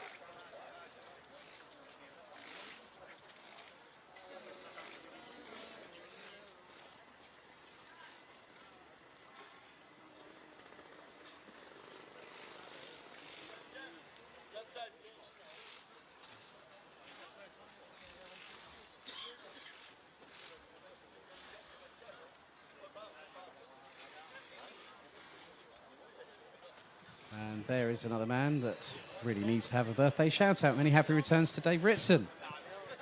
21 again today, I hear. Yeah, but the good thing is we're all a family here in the Rotax racing family. And the good thing is we can all have a laugh and a joke behind the scenes. But when it gets to this stage of the race weekend, it turns out to be ultra, ultra serious. There's Massimo Broyan. There's the 159, that is Markas Sulkunas from Lithuania. Whole host of talents here. So time is fast approaching. A couple of minutes to go before these drivers get the green digi flag flashing in front of them.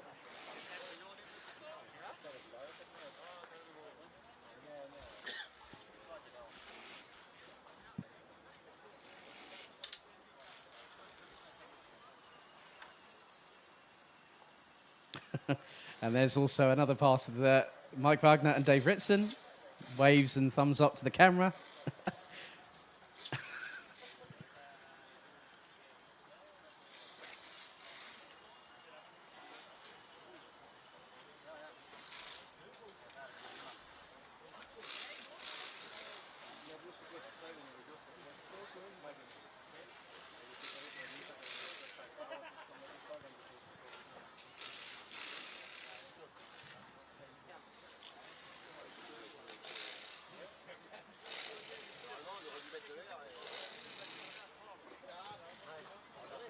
Right then, so 19 drivers ready to go out on circuit.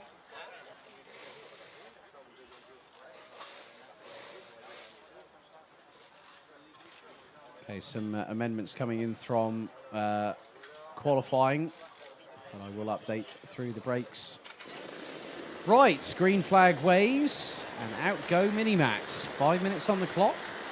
They have a minute to venture out of the pre-grid. Otherwise, they will not be able to partake into the session. And good evening to Kuhnstout, who's currently watching the live stream from Frankia Corsa. So good evening, Kuhn. Good evening, Carol Stout. Oh, we've already had a tangle already, and that is the 123 Tom Strele from Latvia having a slight issue there. There was a little bit of contact coming out of turn number 2 into 3. Hopefully that won't compromise Tom Strele's running here on the circuit. So 4 minutes and 8 seconds on the clock left to go in Minimax qualifying. They've got to get up to speed rather quickly. One of the biggest things about qualifying is you cannot hold back. You cannot impede anybody else. So they've got to be up to full speed. And Mateo Radenkovic looks to be up to full speed already in the 196. Trying to go up the inside of the 110. And that was Matthias Jellerup from Denmark. So first benchmarks will be set momentarily. But this will be the this will be the opportunity for some of these drivers to really get a motor on. They need to do so in the next 3.5 minutes. And Mies Huben is the first one to cross the line and is pushing his own air. So Huben has an opportunity, but keep your eyes on those behind, because this slipstream advantage that you get coming down the back straightaway between turns 5, 6 and 7 through the Europlan. So is going to be rather crucial, but also coming out of turn 10 and into turn number 1.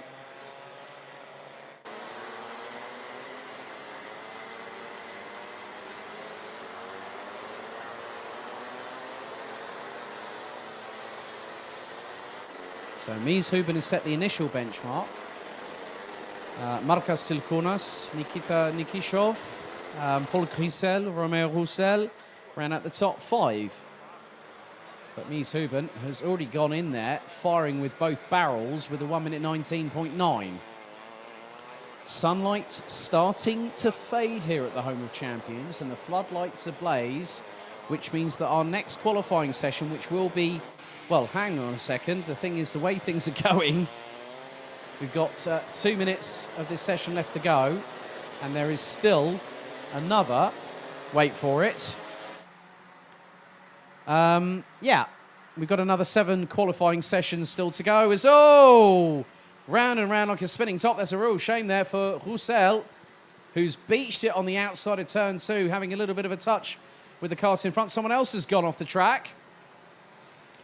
So Roussel gets the cart back onto the circuit, unassisted, rejoins. Now has to get rid of all the muck off the back end of those tyres, so went spinning around to the French driver. Was in close competition with the likes of Mateo Radenkovic and Mies Huben and Max Sudersky at the International Trophy earlier on this year.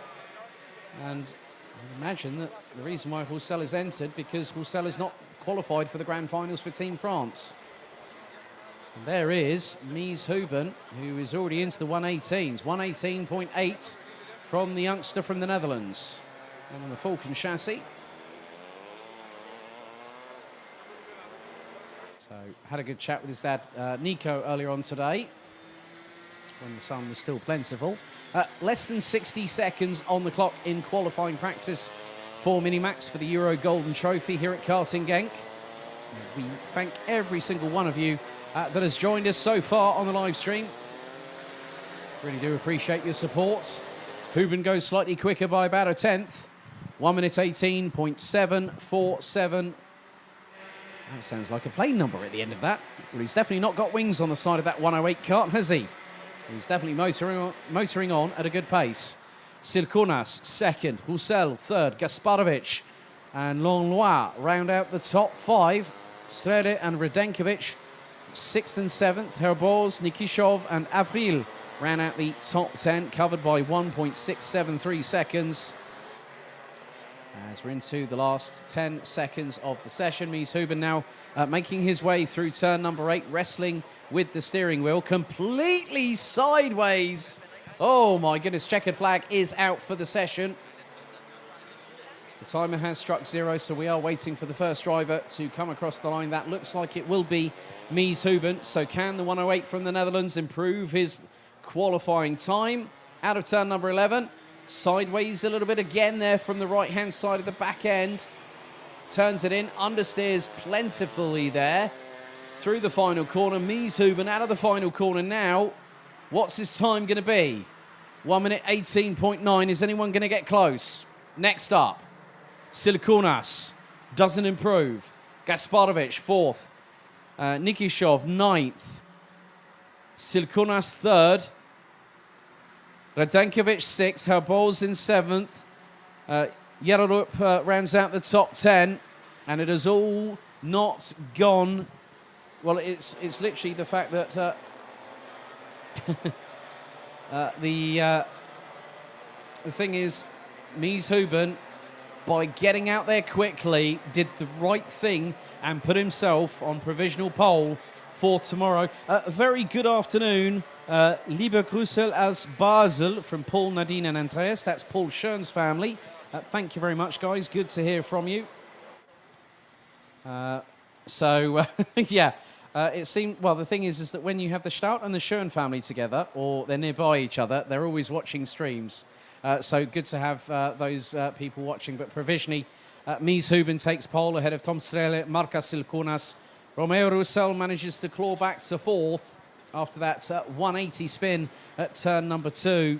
Gasparovic, Radenkovic, Herboz, Langlois, Avril, Nikishov, Yererup, Grisel, Bourguignon, Van Rooyen, Kuzinski, Kubera, Sekavicius, Menton and Vandenberg round out the 19 strong, and that concludes qualifying. So Mies Huben takes provisional pole in Minimax here at Karting Genk.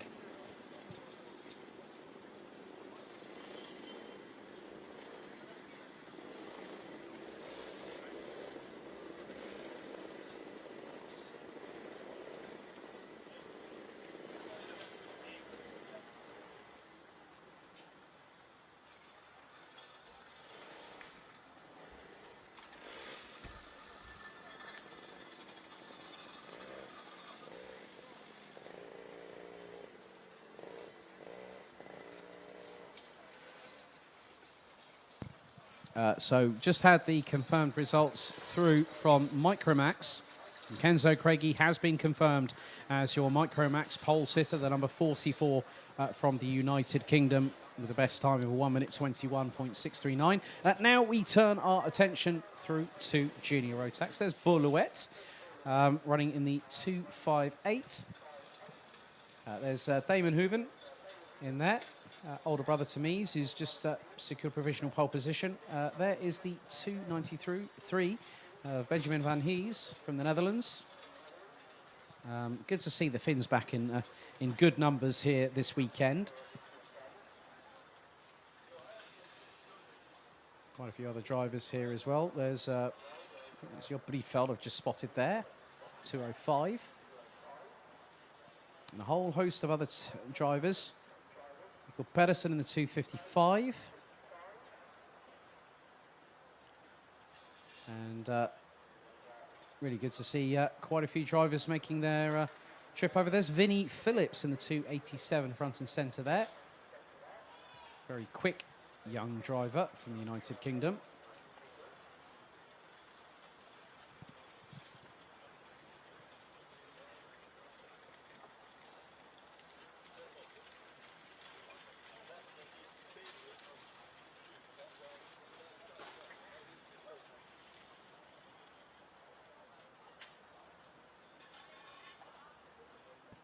So final instructions being given. And now we are at sunset, ladies and gentlemen. So the floodlights are ablaze here at Karting Genk. It actually is showing quite a bit of the wet lines around the circuit here, which is, when I saw Mies Hooben understeering into turn 12, I understand why now. There is some standing water at certain parts of the circuit. However, we've still got this plus 7 more, including this one, we've got another 7 qualifying practice sessions still to go. So we've got Juniors Group 1 and 2, Seniors Group 1 and 2, DD2 Group 1 and 2, and then DD2 Masters closes out the show.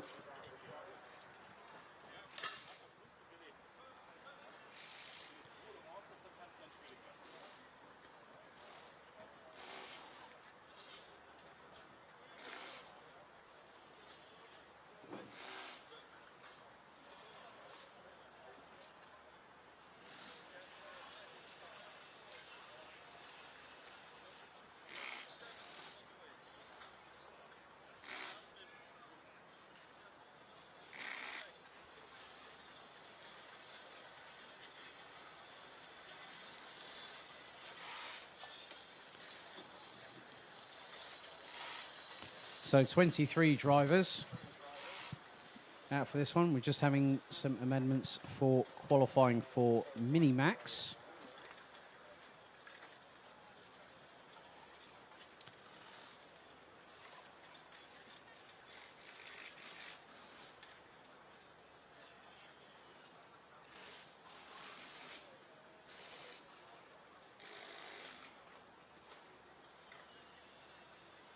Jaden Thien in the 257 there, running in an old set of overalls from Senna van Valsten, I believe. Senna van Valsten these days running a little bit in the, in the higher echelons of karting these days. Still remember when I commentated on him back in the B&L karting series. I think it was October 2018. Was it really that long ago? My, does time fly. But a lot of drivers in here are very much of great prowess. And with what we saw earlier on in non-qualifying free practice when the live stream got underway here at Karting Genk, it's going to be rather interesting, because one of the things I need to do now is switch on the light in the commentary box. So 3-minute board has been shown and the horn has been sounded in the pre-grid, asking all mechanics to leave. So now the drivers will have had their last wishes of good luck. A few waves to the camera here off of turn number 12 in the pre-grid. So a big thank you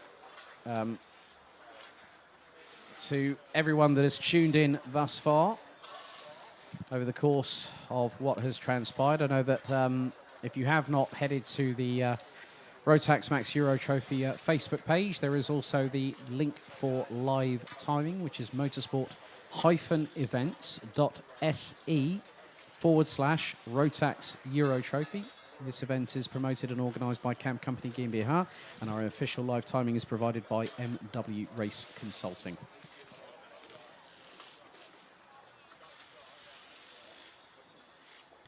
So a few steely eyes out there, ready to go out for qualification. Again, another 5-minute session.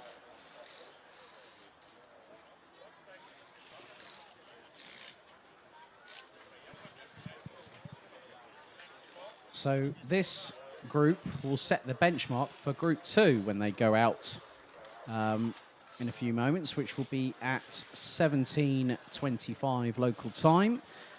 That's Central European time. If you're watching in the UK, good afternoon. You're an hour behind us, and so that will be 4:25 p.m.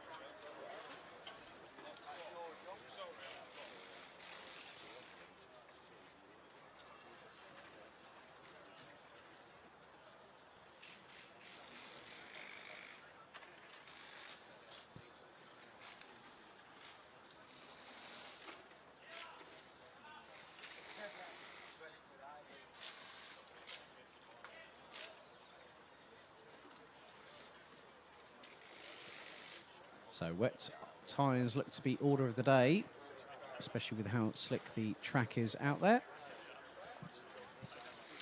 So we'll have 23 drivers out in this group. We'll then have 22 drivers out in Group 2.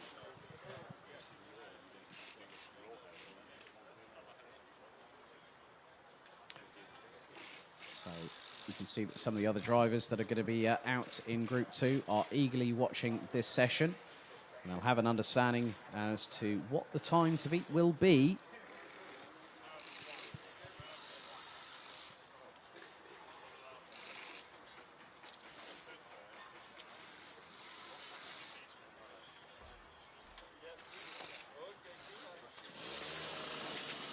Right then, timer has started to count down, and instantly the floodgates open as everyone gets themselves out onto the track.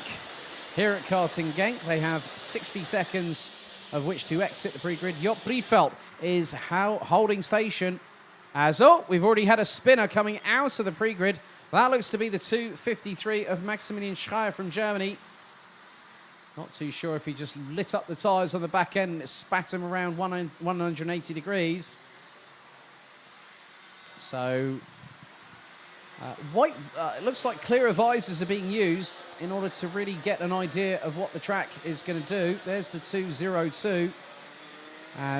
Problems there. That is for the 246. And that's Lars Venink from the Netherlands. And that is on turn number 4, the outskirts of it. And to press the throttles to see if it will respond as the 202, that is Danila Chernega, goes exit stage left a little bit, coming through turn 6 onto the Europalaan.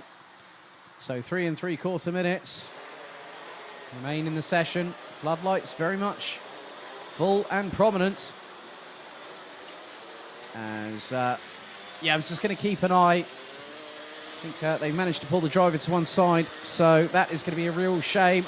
Sideways for Pedersen. Pedersen nearly beaches it on the outside of turn number 12.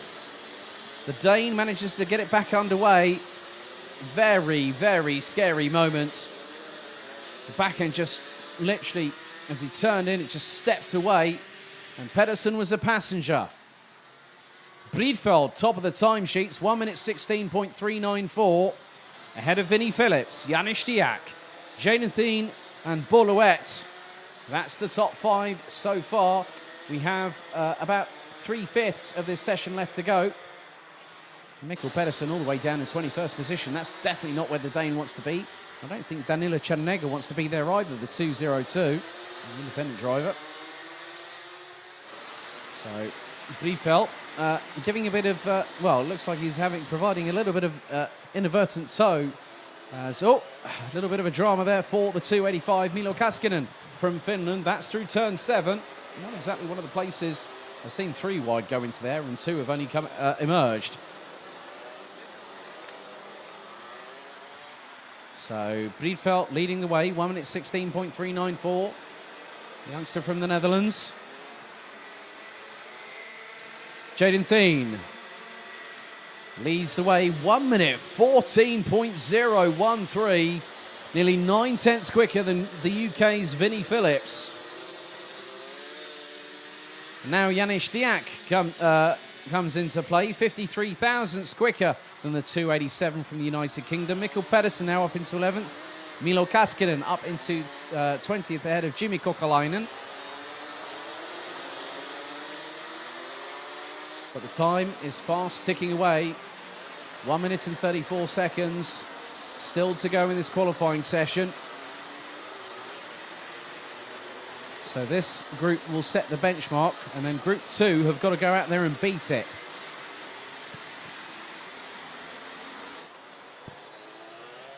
So it is about like treading on eggshells. It's like being on an ice rink out there, I'm afraid to say, but with the darkness fast setting in, the drivers are having to really just keep their wits about them, because from the transition to daytime to night, as we're experiencing here at Karting Genk, you can see the look of concentration through that clear visor on Mikkel Pedersen from Denmark as he went through turn number 10.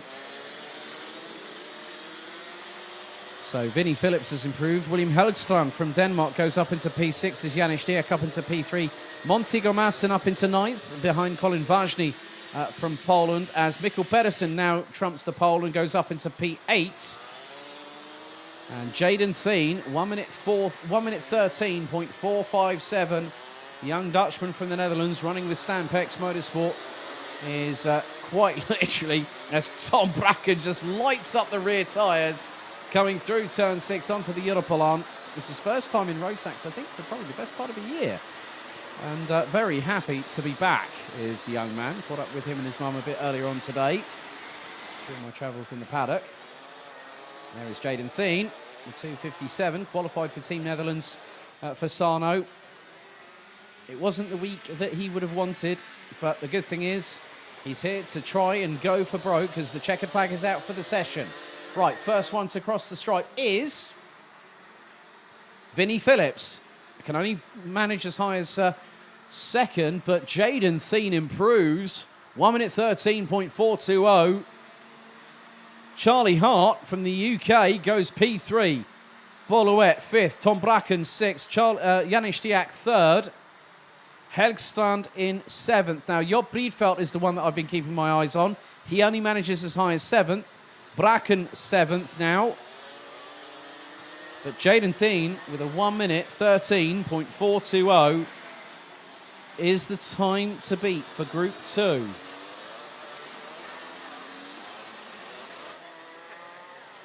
there is the driver in question, Jaden Thien from Soesteren in the Netherlands.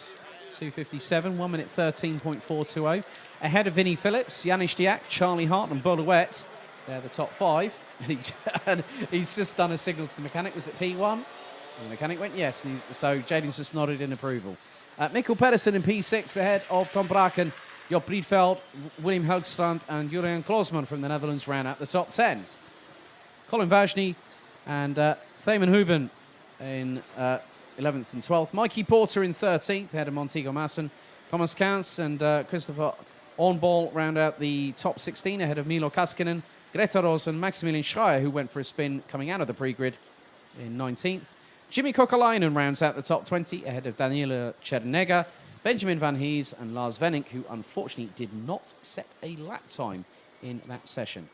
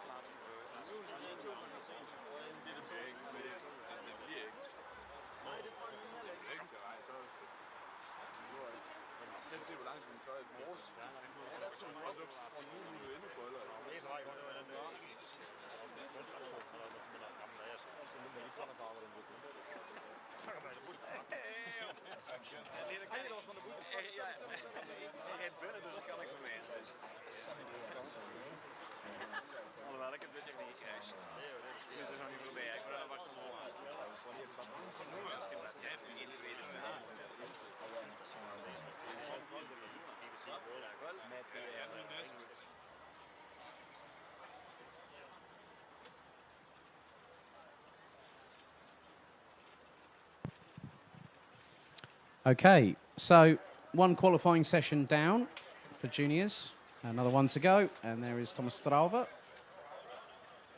in the 2:27 entry. And just behind, I think that is the 2:59 of Gustav Jusakovs. And the 2:54, Tommy van der Stroys. There's his dad Martin alongside him. Using the old finger cleaning technique there to wipe the inside of your clear visor before going out on track.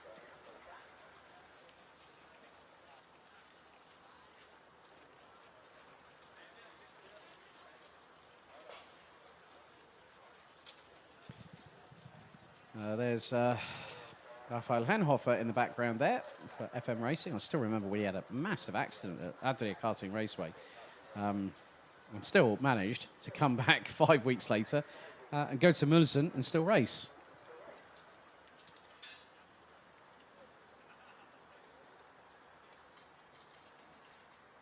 And we've got Ethan Jeff Hall in the 2:97 to your immediate left of the shot.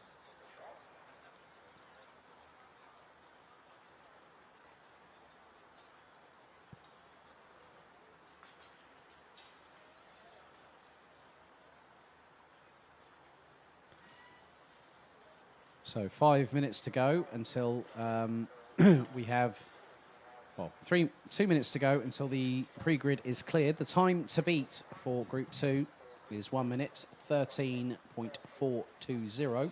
That has been set by the Netherlands' Jaden Thien in the 2:57 entry.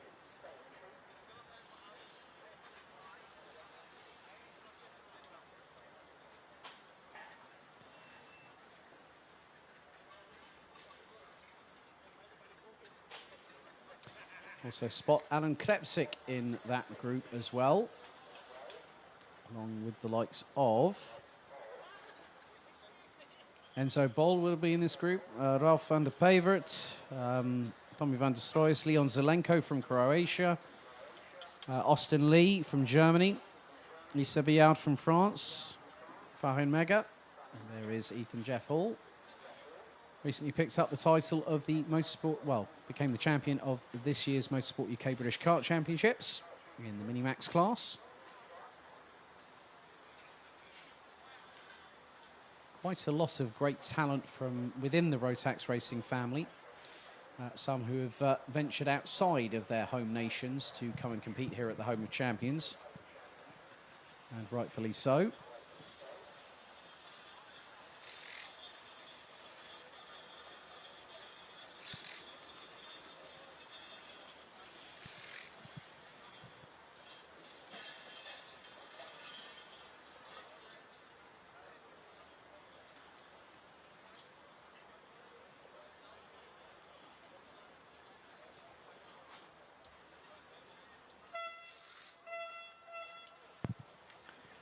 So the 3-minute warning horn sounds, requesting all mechanics to now clear the grid.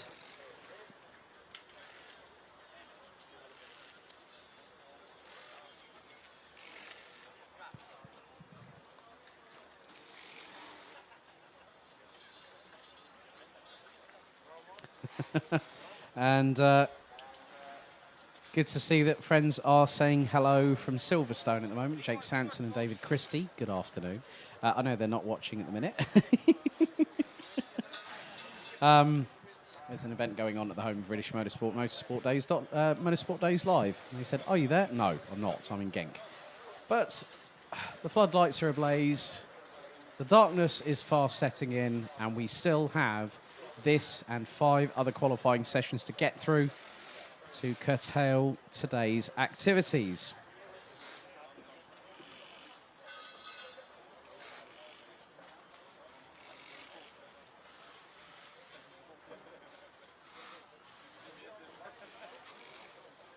So local time, fast approaching.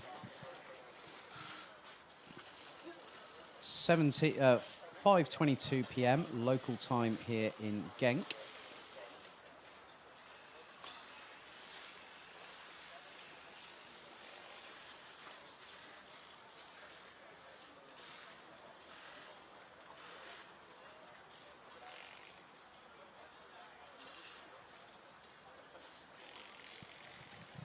And there is the 277.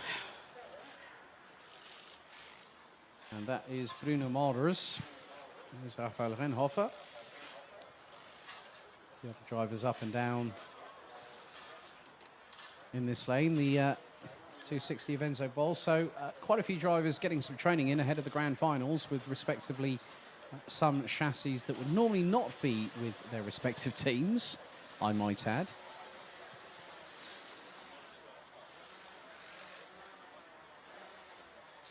So the time to beat, 1 minute 13.420.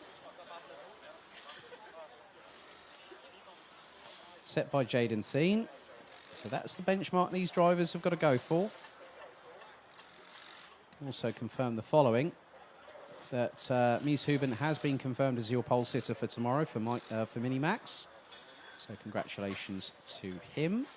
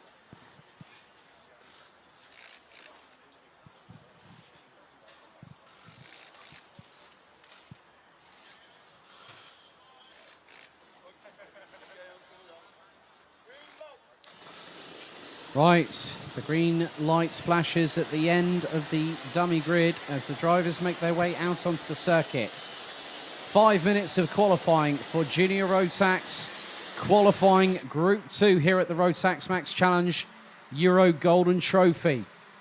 And darkness has very much set in for all and sundry.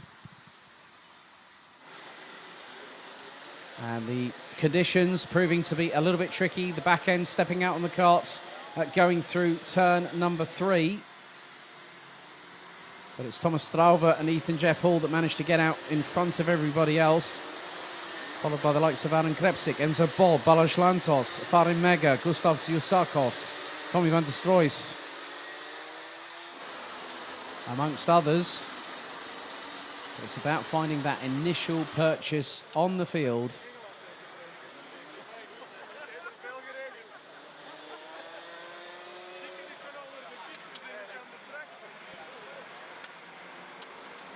So who is going to beat that time? 1 minute 13.420. It's going to be nip and tuck to find out who does. But with the conditions as they are now, these drivers are having to compensate because of the low light. And now the floodlights bring something into play as well. So time's coming in. Already we're into the 1:15.7s, courtesy of Thomas Strauver. Bruno Mollers goes P3. Rafael Renhofer P7. Lisa Billard now rounds out the top 11 positions.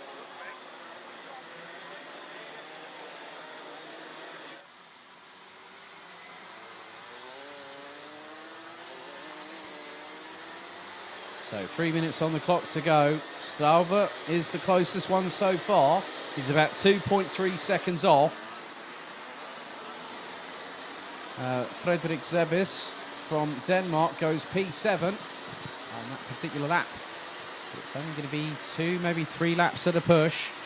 But the way that this track is not being kind, they're having to use the wet weather tyres. There's Farin Mega being followed by the 260 of Enzo Bol. As, sideways and then some from Aaron Krepsik from Hungary into the braking zone, into turn number 10. Hit the brake pedal, the back end stepped out to the left and he had to control it. And again, he's sideways as the Hungarian, heading into the braking zone into turn number 12.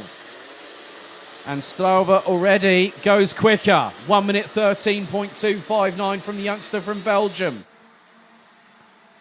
So Group 2 were eagerly anticipating what was going to happen, and already Jaden Thiene's time has been blown clear out of the water. But it's how about the rest of the drivers respond. We've got 21 other drivers apart from Thomas Strauver that could push the limits of adhesion. It's not going to be easy because these drivers are having to tippy-toe around this circuit. The headlights ablaze on the road-going traffic parallel to the drivers heading down into turn 7 off of the Europaran, but Thomas Strauver has done the absolutely best idea possible, which was to get out there first. And under braking into turn 10, a little bit of correction to the left-hand side to stop the back end sliding out. Through turn 11 comes the young Belgian. There's Ethan Jeff Hall just also exiting turn 11 in the process. As we're fast approaching, just over 60 seconds of the session to go. Strauver out of the final corner, across the line. And that time, it was a 1 minute 13.489. Ethan Jeff Hall, 1 minute 13.678, puts the Brit into second position. Renhofer now up into fourth. Leon Zelenko up into 8th place. William Christensen up into 12th. Austin Lee, 9th behind Kasper Schomans, who's just jumped up into 8th, as I'm not too sure. Was there a spark off, a couple of sparks off the chassis from Ethan Jeff Hall coming through turn number 5? As Strauven sideways under braking into turn number 7. These drivers are pushing. And they're having to deal with the conditions that they have in front of them. There is Ethan Jeff Hall again, going through now turn number 9, down into the right-hand sweeper at turn 10. We are fast approaching 0 on the clock. And Strauver comes out of turn 11 with 3 on the clock to go. He's going to get the checkered flag first. Will he improve his lap time even further in this session? We're about to find out. Straube comes out of the final corner and goes across the line. What's the time going to be? It's a 1 minute 13.4, but is this time safe? Ethan Jeff Hall does not improve. Farin Mega goes second, 1 minute 13.545. Bruno Moulders goes third. Enzo Boll rounds out the top six. Ethan Jeff Hall was looking good for second in that session, but he's been dropped courtesy of Farin Mega and Bruno Moulders. Down to fourth goes the young Brit. Renhofer fifth, Enzo Boll in sixth, but with a lap time of a 1 minute 13.259 second lap time. Provisionally, your pole sitter for Junior Rotax for tomorrow is Thomas Straube in the 227 from Belgium. Farin Mega in second place, 0.28 seconds, 286 seconds adrift, ahead of Bruno Moulders. Ethan Jeff Hall in fourth, ahead of Rafael Renhofer, Enzo Boll, Frederick Zebis, Aaron Krebsik, Luke Neeson, Balazs Lantos, Gustav Zusakovs, Leon Zelenko, Kasper Schomans, Austin Lee, Valentin Hervas, with William Christensen, Tommy van der Stroys, Vidmar Aljans, Adrius Rimkevicius, Lisa Biard, Ralph van der Pavert and Devian Roos running out the 22 strong. They're all covered by 2.8 seconds, but Straube takes provisional pole for tomorrow.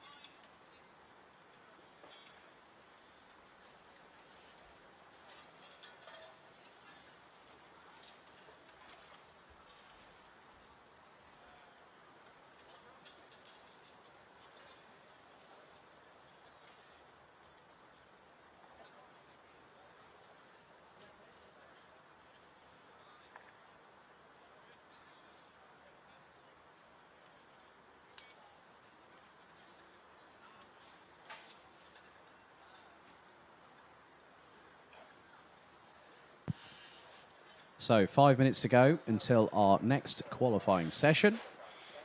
And this time we head to Senior Rotax. A total of 59 drivers are here this weekend. So we'll have 30 in the first session, 29 in session 2. And the pole position time will be set by the fastest in either of the respective group.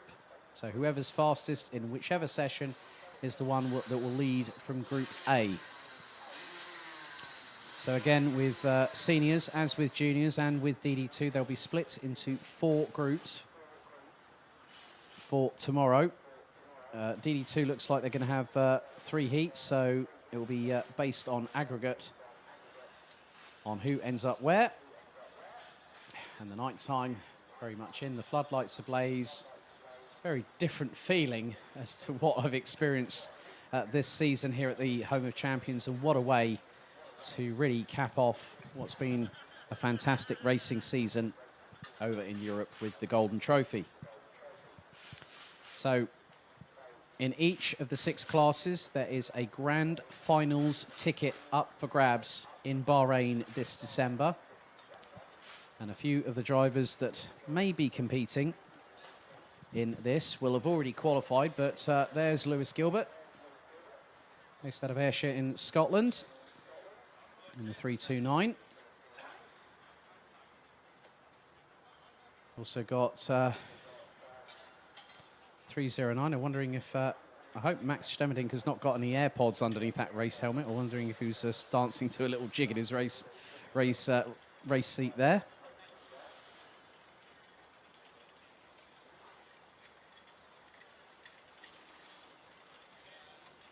So a whole host of talent, 59 drivers, a wealth and breadth of talent that is really going to light up the evening's festivities over the next couple of qualifying sessions, and that will also include the sessions tomorrow with regards to heat stay. So the horn sounds, that's the 3-minute warning for all mechanics to clear the grid. There are some adjustments in qualifying for session 4 for Group 2. So if a driver does pick up a front fairing in qualifying, they will be demoted 3 positions as a result of that. Also, we have to say a very, very significant milestone has just been achieved at BRP Rotax. Their 10 millionth engine from their product lines has just been taken off of the production line, so congratulations to BRP Rotax.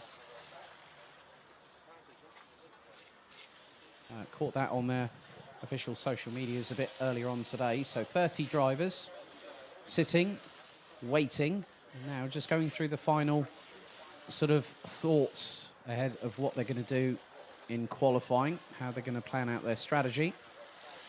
And right at the back end there is the 649. That's Clayton Ravenscroft. Good to see that man back. Has provided some fantastic entertainment, especially in the B&L karting series over years past, especially doing a double overtake around the outside of turn 12, if I remember correctly, back in, I think it was 2018 or 2019. I think it was 2018 when Joe Turney took the B&L karting series crown that year.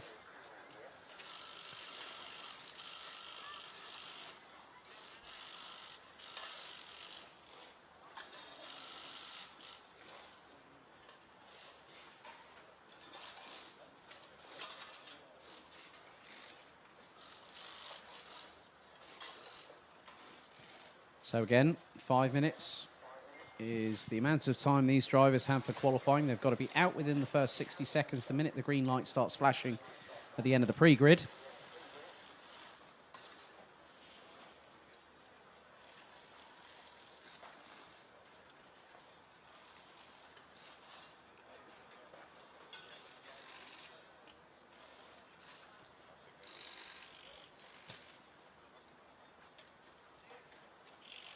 So local time approaching 20 to 6 in the evening here at the Home of Champions, Karting Genk in Belgium. As we're nearing the halfway point. Total of 9 5-minute qualifying sessions over the course of this evening's proceedings. There is Flint Shearing in the 316. Elder brother Moritz has been running in Porsche Carrera Cup this year. I think Super Cup as well, and has had some pretty interesting races. I think Flynn has also been getting into tin tops himself this year. There's Kai Gielats. Running in the 6:55. Right, okay, green light flashes at the end of the dummy grid. And pretty much all and sundry, well, the majority of the 30 carts have made their way out onto the circuit. Just a few just waiting. Clayton Ravenscroft biding his time.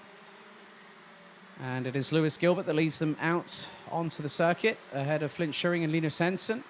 Henson this year captured for a second time in a row the senior Rotax. Oh, and we've had dramas already. That's Beard Dotterstein off at turn 2. And there's the 3:55. That is Axel Goes trying to get the kart started. Not too sure if there's an issue there. He's trying to start the kart up. It's not kicking in.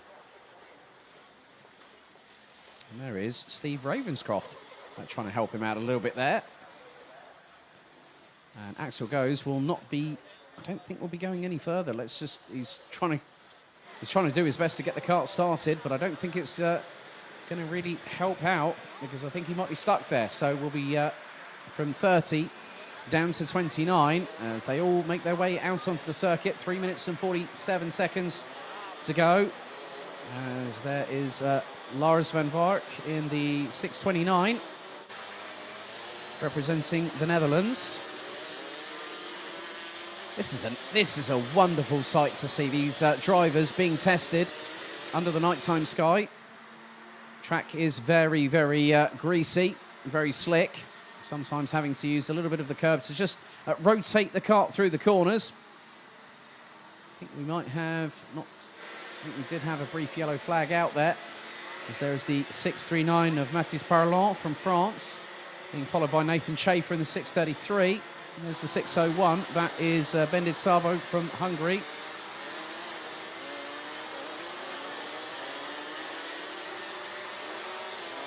And that is the 6:21. Justin Pullman that's just gotten past, wearing. Are they doing hand-me-downs at SP Motorsport? Because I just saw on the back of Justin Pullman's race suit, I think I saw Juho Valtonen's surname on there. And we also have, good to see Emily De Hoy's back in Rotax this year. She's been competing in Formula 4 this season,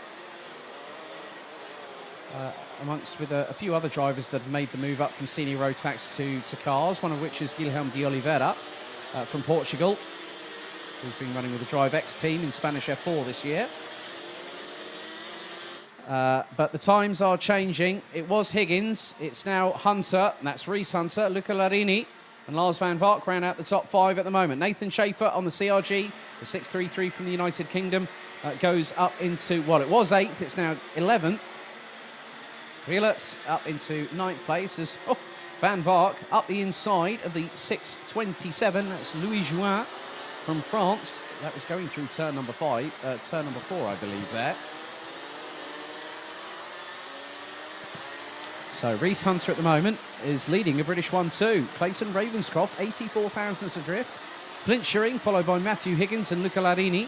That's your top 5 at the moment. So 3 Brits, a Dutch driver and a Belgian in the top 5 with 90 on the clock to go. So Reese Hunter setting the pace. There is the 323 from the Republic of Tyne and Weir, as John Hindhall would normally say about that locality. Linus Henson having a little bit of understeer to contend with. Oh, that was close between him and Hunter going through the final corner, but they both make it through by the skin of the sidewalls. 1 minute to go on the clock. And Lars van Vark up to P3. Louis Juin drops down into 14th behind, well, make that 16th behind Emily de Hoy's, as Christian de Klein has now gone up into P6. Kevin Kramer's Noah Hip goes up into P7. These times are going to be rapidly changing over the next 40 seconds, folks. Paul Fokema from PKS Competition rounds out the top 7. Lewis Gilbert at the moment down in 12th place. There's Matthew Higgins being followed by Reese Hunter, I believe, in the 323 through turn 8. So time is fast running out. This is going to be the last opportunity, so a maximum of 4 laps available in this qualifying stage. Who is going to be the one that has the benchmark time for Group 2 to chase down? Well, at the moment, it's Reese Hunter as the clock strikes 0. That is it for the 5-minute session. So checkered flag now waves. First one to cross it is Flint Schuring and Lewis Gilbert at the same time. Reese Hunter, 1 minute 12.244. Lars van Vark stays P3 ahead of Flint Schuring and Luca Larini. Can Ravenscroft have an answer in his back pocket? Well, he was at the back end of the field, so we've got to wait for him to come through. I think there he is, about to make his way through the final corner. And Ravenscroft gets to within 90 thousandths, but it's Reese Hunter that takes Group 1 with a time of a 1 minute 12.244. And that is the time for Group 2 to beat. So Reese Hunter takes the session by 90 thousandths ahead of Clayton Ravenscroft. So it's a UK 1-2. Third, it was Lars van Vark from the Netherlands. Francis Bolfokjema and the Netherlands' Flint Schuring ran out the top 5. Followed by Luca Larini from Belgium, Matthew Higgins from the UK, Beer Dorrestein, Christian de Klein and Linus Hensen ran at the top 10, covered by just a fraction over a second. Noah Hipp, Artur Hosch, Kai Gielatz, Nick Cuppens, Lewis Gilbert, Kevin Kremers, Emily de Hoys, Louis Juin, Zino Kovac and Justin Polman complete the top 20, covered by 1.5 seconds from first to 20th position. Mathis Parlant, Max Stemerdink, Nathan Schaefer, Tim Prinzler, Bendit Sabo, Alexander Abkazava, Lester Ellenkamp, Zen Rudenberg, and Mats Johann Overhoff from Germany. Those are the 29 that completed laps in qualification. Unfortunately, Axel Goes didn't get any further than trying to start the car in the pre-grid, and unfortunately is not having registered a lap time in qualifying, but Reese Hunter has the time to beat of a 1 minute 12.244.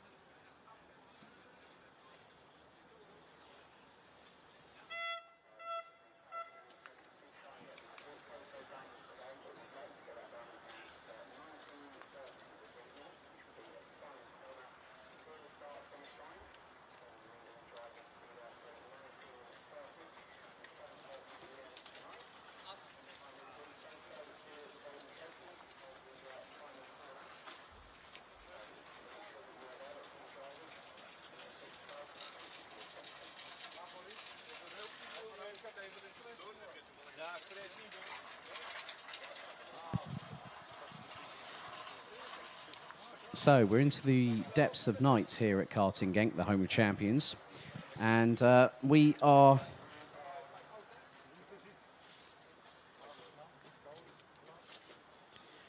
very much into the deep of night here. Completely pitch black overhead. And we have one more session for this senior Rotax contingent to go. 29 of the drivers out of the 59 that have made it here to Karting Genk are sitting eagerly, waiting to go out onto the circuit.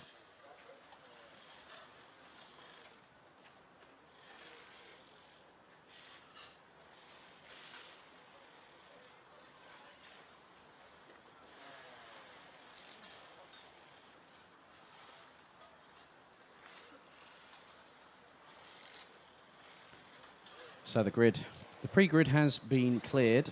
After this, we will have 3 more sessions to go to conclude qualifying under the deep of night here at the home of champions. And a very good evening to Conrad Bayer, who I understand is watching at the moment as well. So he said, yep, night race is on, thumbs up. It will be tomorrow as well, because we will be racing from about 10:30 tomorrow morning, all the way through until very late in the evening. So this, in many respects, is going to give us quite a lot of... it's going to give us an insight into tomorrow, which is going to be one for the history books, I think.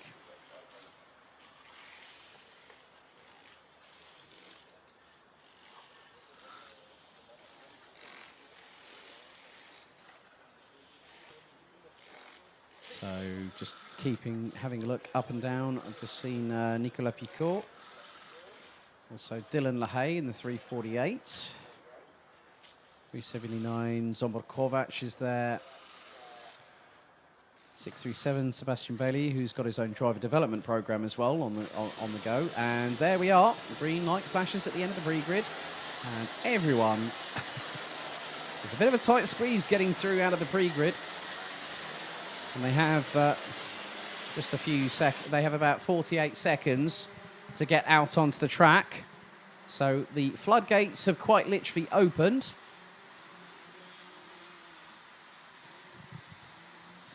So the time to beat is a 1:12.244, set by Reese Hunter. And that was in the 3:23. But not by much. It was less than a tenth between him and Clayton Ravenscroft.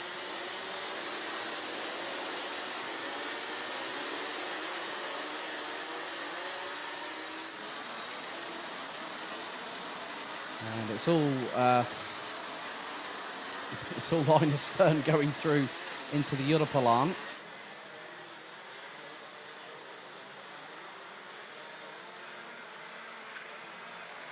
Visibility's something quite different, but they've been able to get accustomed to it a little bit. The 623 of James Johnson getting very sideways coming out of turn 9. And is ahead of the 327 of Francis Enzo Caldaras. So hopefully get an idea of benchmarks initially. 1:14.6 by Nicolas Picot. Dylan LaHaye, 5.5 tenths off. Sebastian Bailey running at the top 3 ahead of Zsombor Kovac. Kai Hunter in 5th. Lara Zanen, the returning Ilian Brunsils. I'm so glad that young Belgian is back. Then we've got the 305 of recently crowned RMC Switzerland champion, Mario Sidler in the 305 out on track as well. And just behind is the 324 of Corentin Franchi from France. So first benchmarks coming in. And Bennett Arens is the one that's setting the fastest lap, a 1:14.469. That is just over 2.2 seconds adrift of Reese Hunter's time in the first group. Just seen the 634, that is Adrian Dobrich from Austria. The driver's really trying to get the brakes and kart under control, as nearly a little bit of a slight touch between Milan Coppens and I think the 324 of Franchi going through into turn number 11, coming out of turn 10.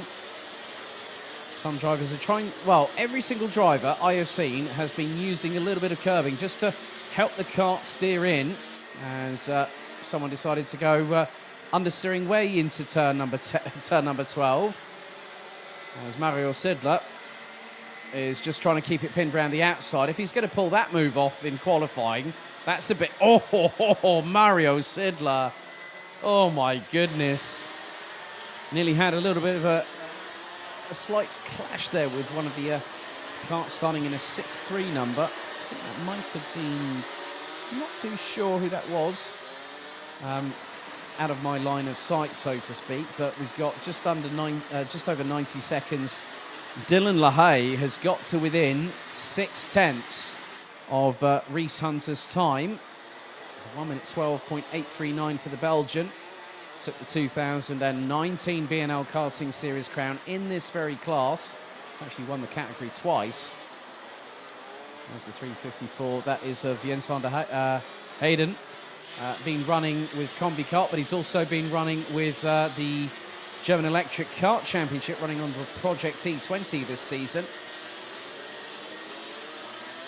DEKM was one of the guest categories, I think, for RMC Germany this year. It was RMC Euro the year previously. There's the 327, that's Cadahas from France. Sidler making his way through. A little bit of sparks flying up from the back end of the kart. Going through into the left-hander at turn 4.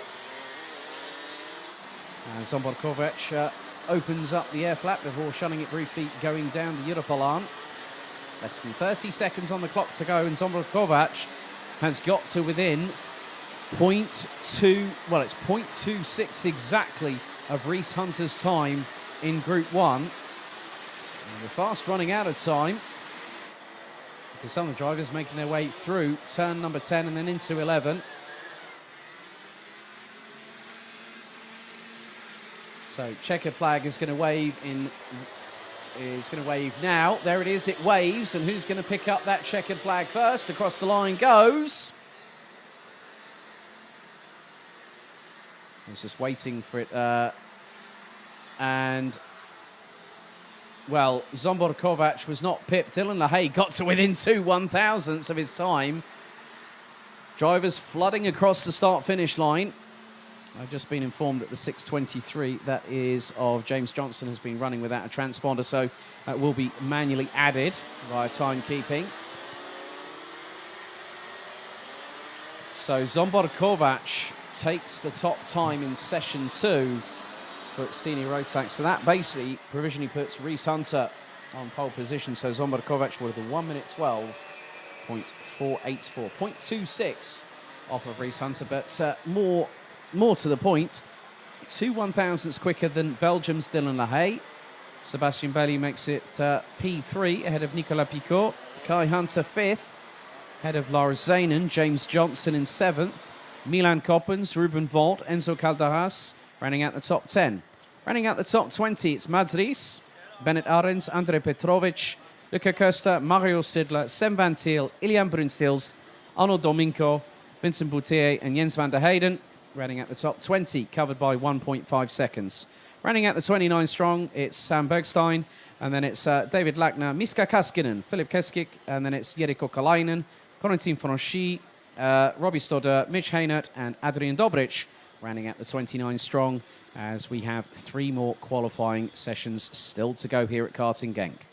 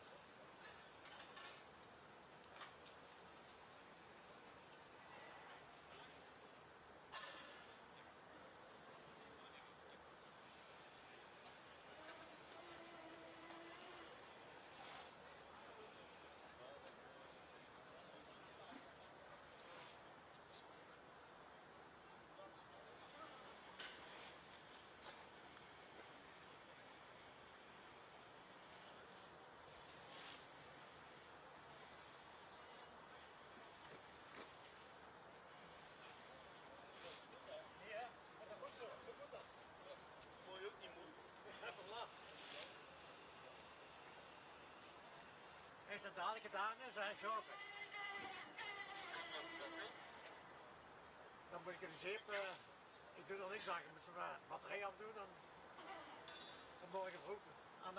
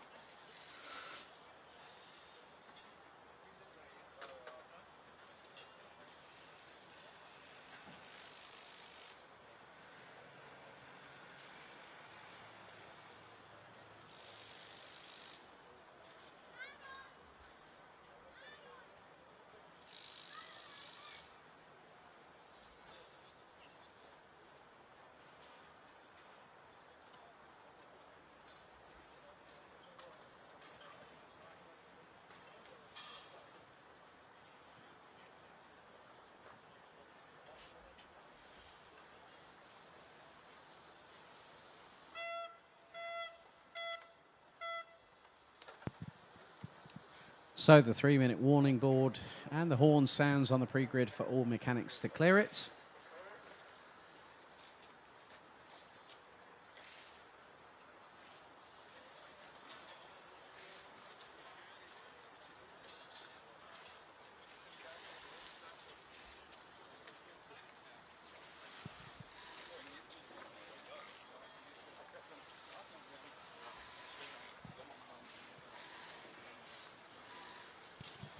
These drivers, obviously when the rain came down for non-qualifying practice earlier on this afternoon, they didn't have any run time, so they have now ended up having to go straight into qualifying on this particular occasion, but they've been keeping their keen eyes on how the track has evolved over the course of the qualifying session. Everyone looks to be shod with, well, every kart seems to be shod with wet weather tyres.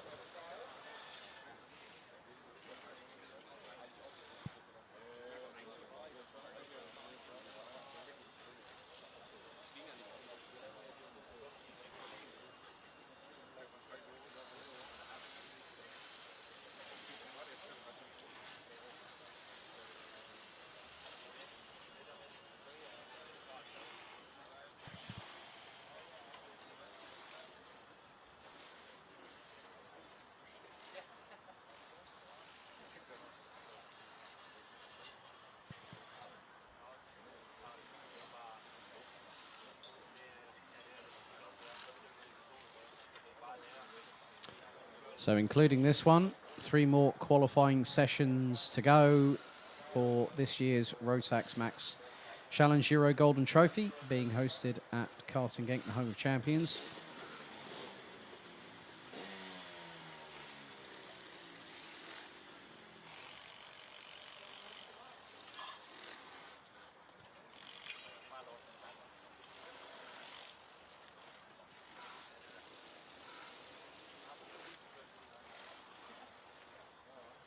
So 2 DD2 groups will be out for qualifying. We've got a total of 30 drivers. They will have 3 heats over the course of tomorrow. So it will just be juniors and seniors that will be split into 4 groups due to the amount of drivers that have entered this weekend.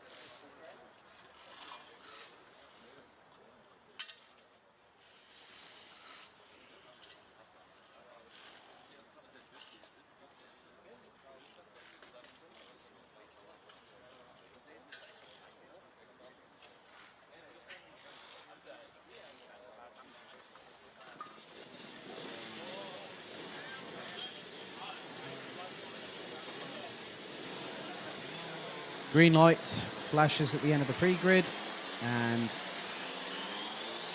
all bar one driver, Fabian Bock. Well, Fabian Bock now decides to get out onto the circuit, so qualifying underway. And Glenn Van Parijs makes his way to the front of the field in the 400. Normally we'd see him on a Tony kart. He's running on a Birolot, getting ready for the grand finals in December. Kasper Bielecki from Poland, one of the drivers that was in contention at the International Trophy in July. Thinks that he has an opportunity to be at the sharp end of the grid. Other drivers in this, Jaro Dekkers, Martin van Looyen, Hannes Bode, Lucas Thompson, who said to me on my live Instagram the other night, he said, I was bored of seniors, so I decided to move up to DD2.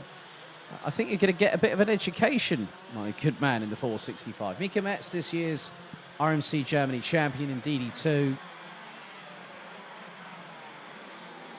Hannes Morin, who's qualified for the grand finals for Project E20 this year, having won the weekend at the season finale of the RMC Euro Trophy at Wackersdorf in early September. Fabian Bock, I think, has also qualified for the grand finals, if memory serves me correctly. Finished runner-up in the championship in RMC Germany, so he's booked his place with Team Germany. Okay, Van Parijs sets the benchmark, 1 minute 12.588.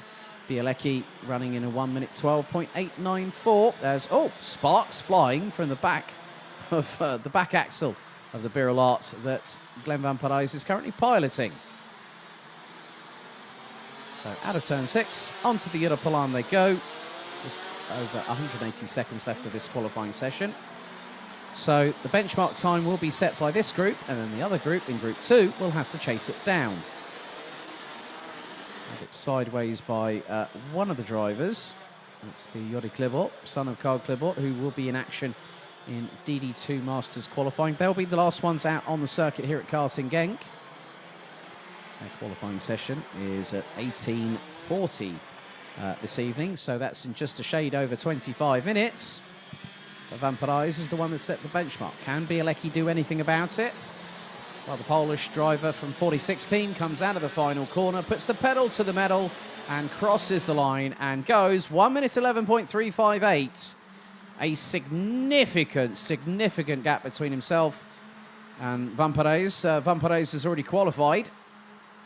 Hannes Morin from Sweden, running with Sodi Vitesse this weekend, I believe. I did see him on a Sodi chassis, and Sodi Vitesse were plugging him in their social medias. So, yep, Hannes Morin on a Sodi kart.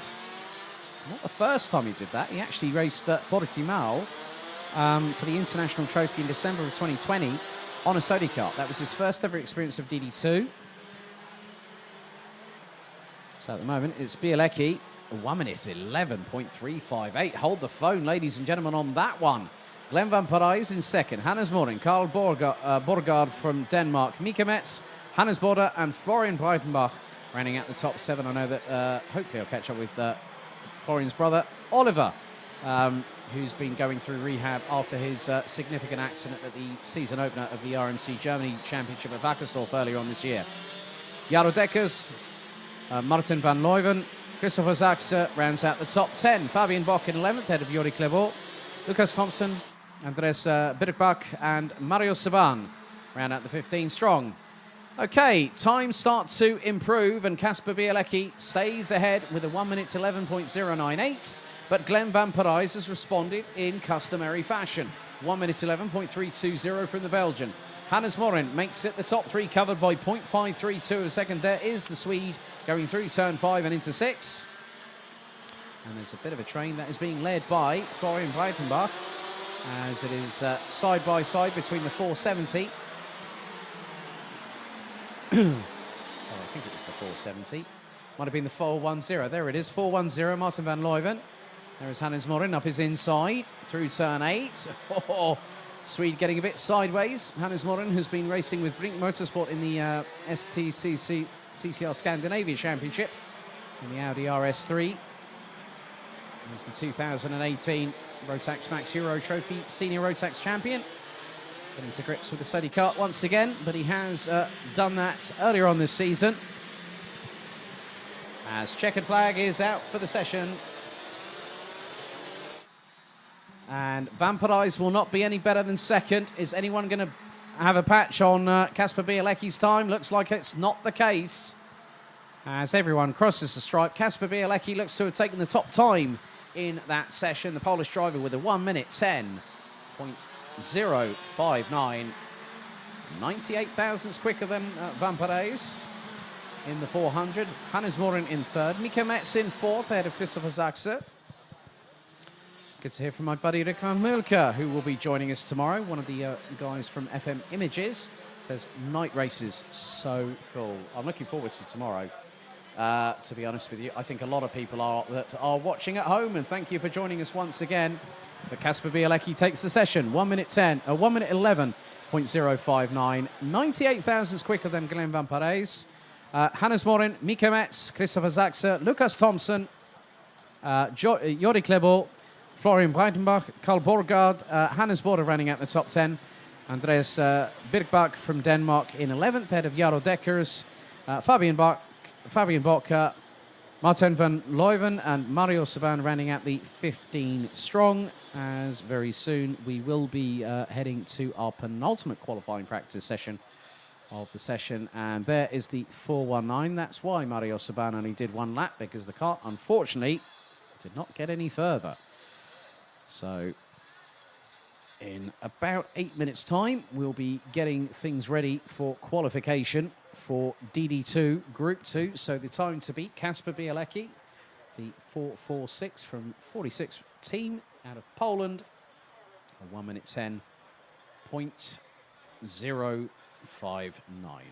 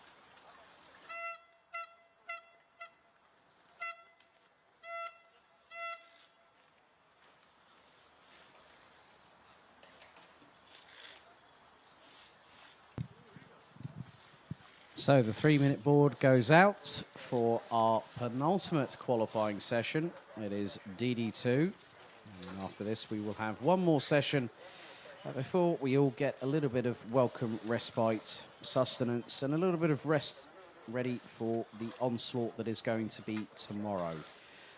And over the course of this weekend, we have plenty of racing that is going to take place.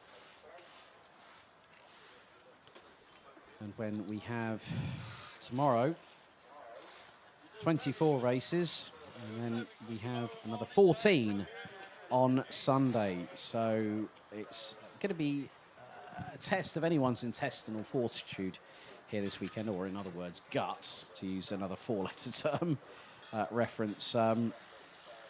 People's, you know, how you look at it from one perspective. So the drivers will be on their A game. They will have to push like crazy, but it's not going to be an easy task out there. Not at all.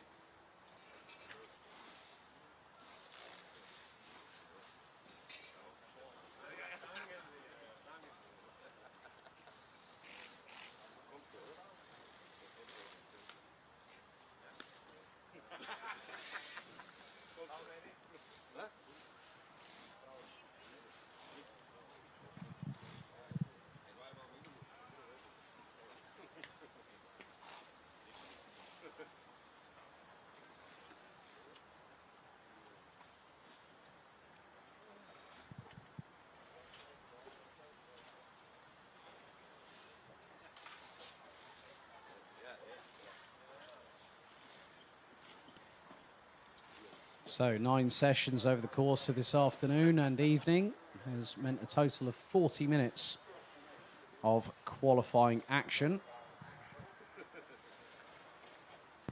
And for those wondering about tomorrow's timetable, we do actually have all the streams ready to go for tomorrow and for Sunday, which will have the times of each race, all of the 24 races tomorrow, and then the 14 on Sunday.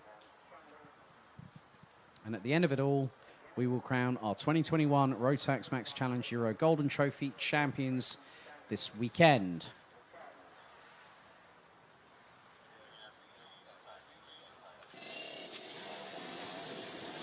So for the penultimate time, the green light flashes at the end of the pre-grid, and 15 drivers will make their way onto the circuit.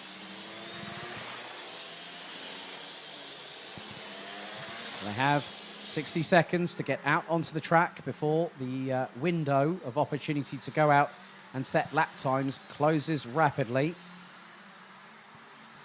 So we've got Zona Schiblak, David Maslakovic, Kilian Gerhard, Lasse Andreasen, Jule Ljungdahl from Sweden, Robert Schopian, Lawrence Seyfried, Max Fleischmann, Josh Price, amongst others. So the time set by one Polish driver by the name of Kasper Bielecki in the 446 is 1 minute 10.059. Glenn Van Parijs came close in the previous session. But will somebody, maybe I would hazard a guess that you could see a few of these drivers maybe being up there, Zana Schiblak being one of them.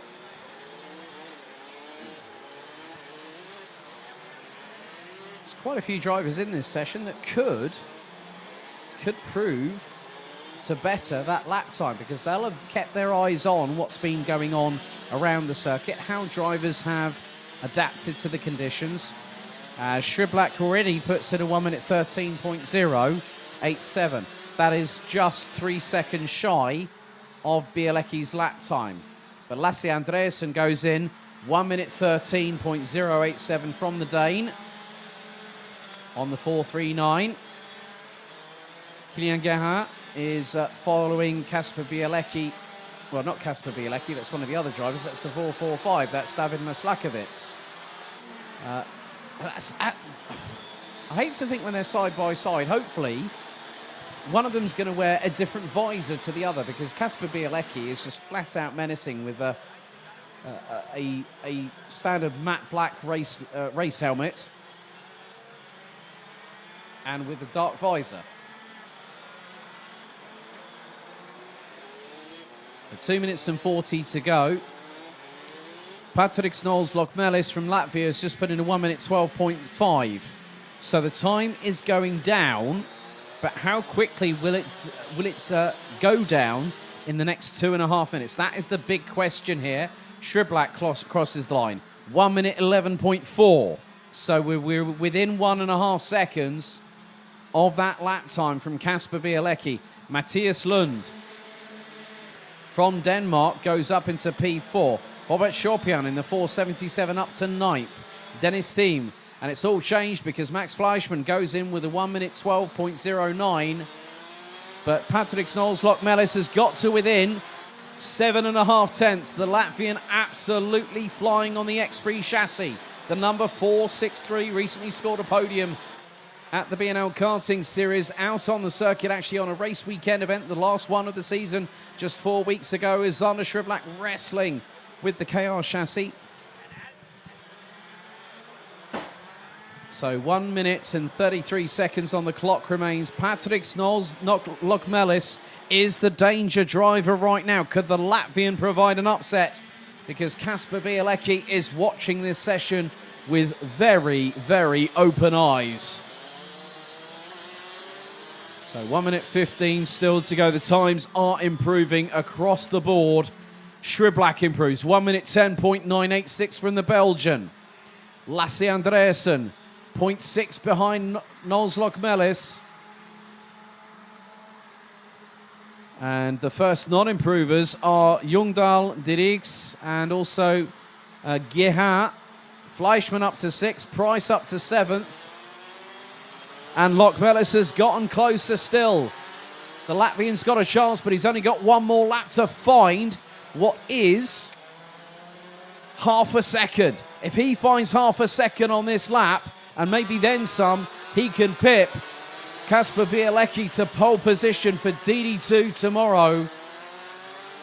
Out of turn number 6, down the Europalan goes Lokmelis, the 463 on the Birolart chassis this weekend. The Latvian going through turn 8, wrestling with the steering wheel as he does so. Hoping that it all bites. Turns it in nice and neatly through turn 9. No backhand stepping out on him. Sriblak puts in a 1 minute 11.0. Checkered flag is out. Maslakovitz crosses the stripe first. 1 minute 11.3. But it's all about what does Lokmelis have in the tank. Is it brimmed? Is it full? And is he pushing the pedal to the metal? We're about to find out because he's about to come out of the final corner. Lokmelis, oh no, not close enough. It was down to the wire, but Kasper Bielecki provisionally is your pole sitter for DD2 tomorrow. But Patrick Snols-Lokmelis takes the top time in that session. 1 minute 10.558. He was 1/1000th shy of being half a second exactly to the decimal point off of Bielecki, but he takes the top time in Group 2. Zander Sriblak, 1 minute 10.986, the best effort from the Belgian. David Maslakovitz, P3. Lasse Andreasen, P4, ahead of Josh Price, who rounds out the top 5, covered by a fraction over a second. Kilian Gerhard in 6th, ahead of Max Fleischmann, Matthias Lund, Maxim Dirks, Robert Schorpian running at the top 10, covered by 2 seconds. Jule Ljungdahl rounding out 11th, Lawrence Seifried in 12th, Charlie Anderson rounds out the top 13 ahead of Dennis Thiem, and Aymeric Gerhard completing the 15 strong. But it looks like provisionally Kasper Bielecki takes pole for DD2 tomorrow.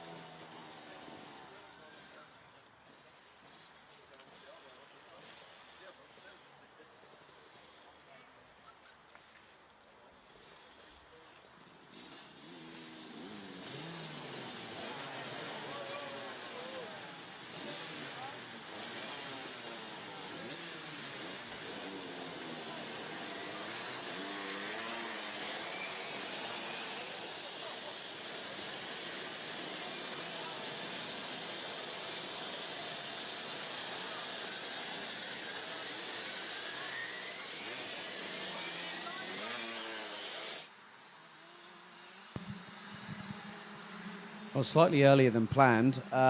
They have released the DD2 Masters drivers for their qualifying session a little bit earlier than scheduled, but nevertheless, they're going to get them underway.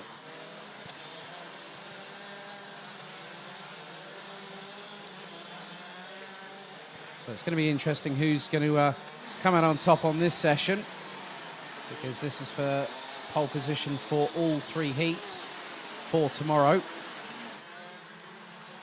And Sebastian Humpelhardt was quicker than Robert Schlunsen in non-qualifying practice earlier on. Jörg Müller rounded out the top 5, amongst others. So they've quickly got to get up to speed and keep pushing, which is exactly what some of them are doing. So they hurtle their way, some of them through turns, well, they tippy-toe their way through turn 10 and exploded out of turn 11 like a mushroom cloud explosion. So Sebastian Humpelhardt sets the first benchmark, 1 minute 12.7. James Beecroft second. Dennis Thum in third. As drivers trying to find a bit of purchase on the tarmac. The 5.32 of Dennis Thum has Beecroft up the inside of him through turn 4. Good to catch up with him earlier on today. And good to see him back here. It's nice to see the Brits come back over to Belgium. They always like the track here. So 3 minutes to go. Humpelhardt leads Schlunsen by 1.338 seconds. Then it's a further 65 thousandths back to Mogarich. Alessandro Glauser in 4th. James Beecroft, Slavomir Maransky, Jörg Müller, Dennis Thum, Thomas Piet and Christophe Capitain rounding out the top 10 positions at the moment. 21 drivers out on circuit in DD2 Masters.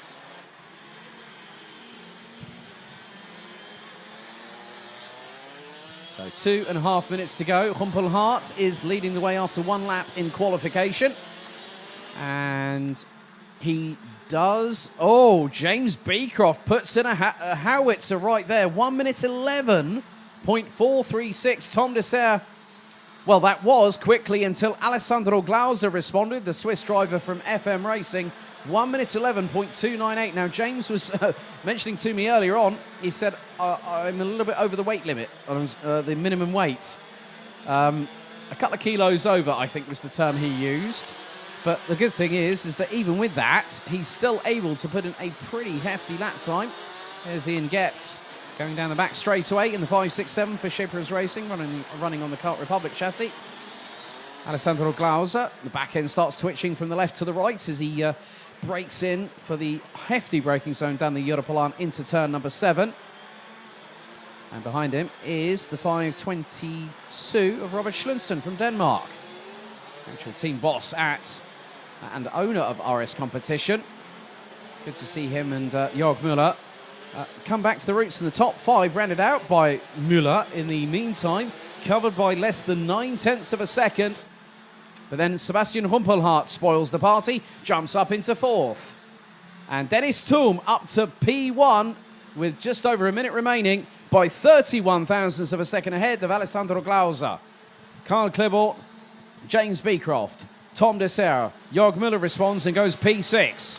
Morgan Riesch, Sebastian Humpelhardt, Slavomir Maransky and Ian Getz ran out the top 10, covered by 0.865 seconds. Bruno Dos Santos, who is third in this year's B&L Karting Series Championship, P13 ahead of countryman Christophe Capitain by just 7/100ths of a second. So 30 seconds on the clock remain. Dennis Thum leads the way in the 5.32 from Cyprus. Down he heads into turn number 10. Hard on the brakes, turn the kart in, use a little bit of curbing just to help it rotate, a little bit of correction. You can see how hard they're wrestling behind the wheel of these karts in order to keep them on the racing line that they see fit. So, checkered flag is about to wave as the timer strikes 0. Dennis Thum, I think, is the first one across it, and it is the case because James Beecroft has put in an absolute flyer. 1 minute 10.937 from the Brits. And Dennis Thum goes rally crossing off of turn number 2. But he crossed the finish line and took the checkered first. James Beecroft. You have absolutely done the business there, good sir. The 5.17, he's still at full speed, is he? Going into into turn 7, but the checkered is out. James Beecroft has put the biggest warning shot across all of the DD2 Masters here this evening under the nighttime sky with the floodlights ablaze here at the home of champions. Not too sure. Is he just gonna keep an eye on them because I think they've just the checkered's out, so it looks like they might be coming into as James Beecroft's still at full speed. He's got now. Is he going to improve? That's the biggest question because the gap between him and Dennis Valentin Thum is 0.33. Beecroft across the line again.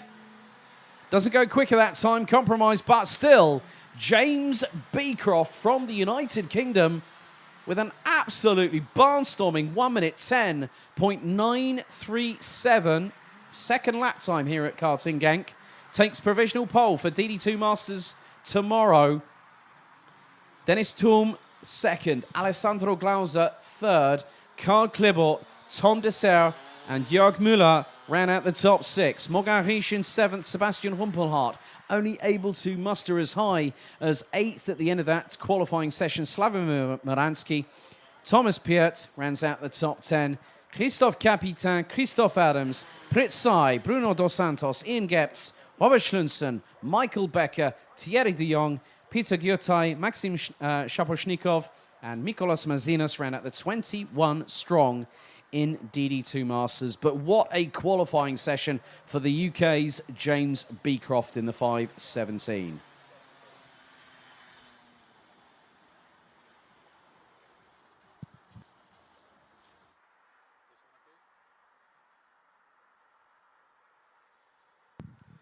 So that's it. Qualifying is completed for the Rotax Max Challenge Euro Golden Trophy here at the home of champions Karting Genk in Belgium.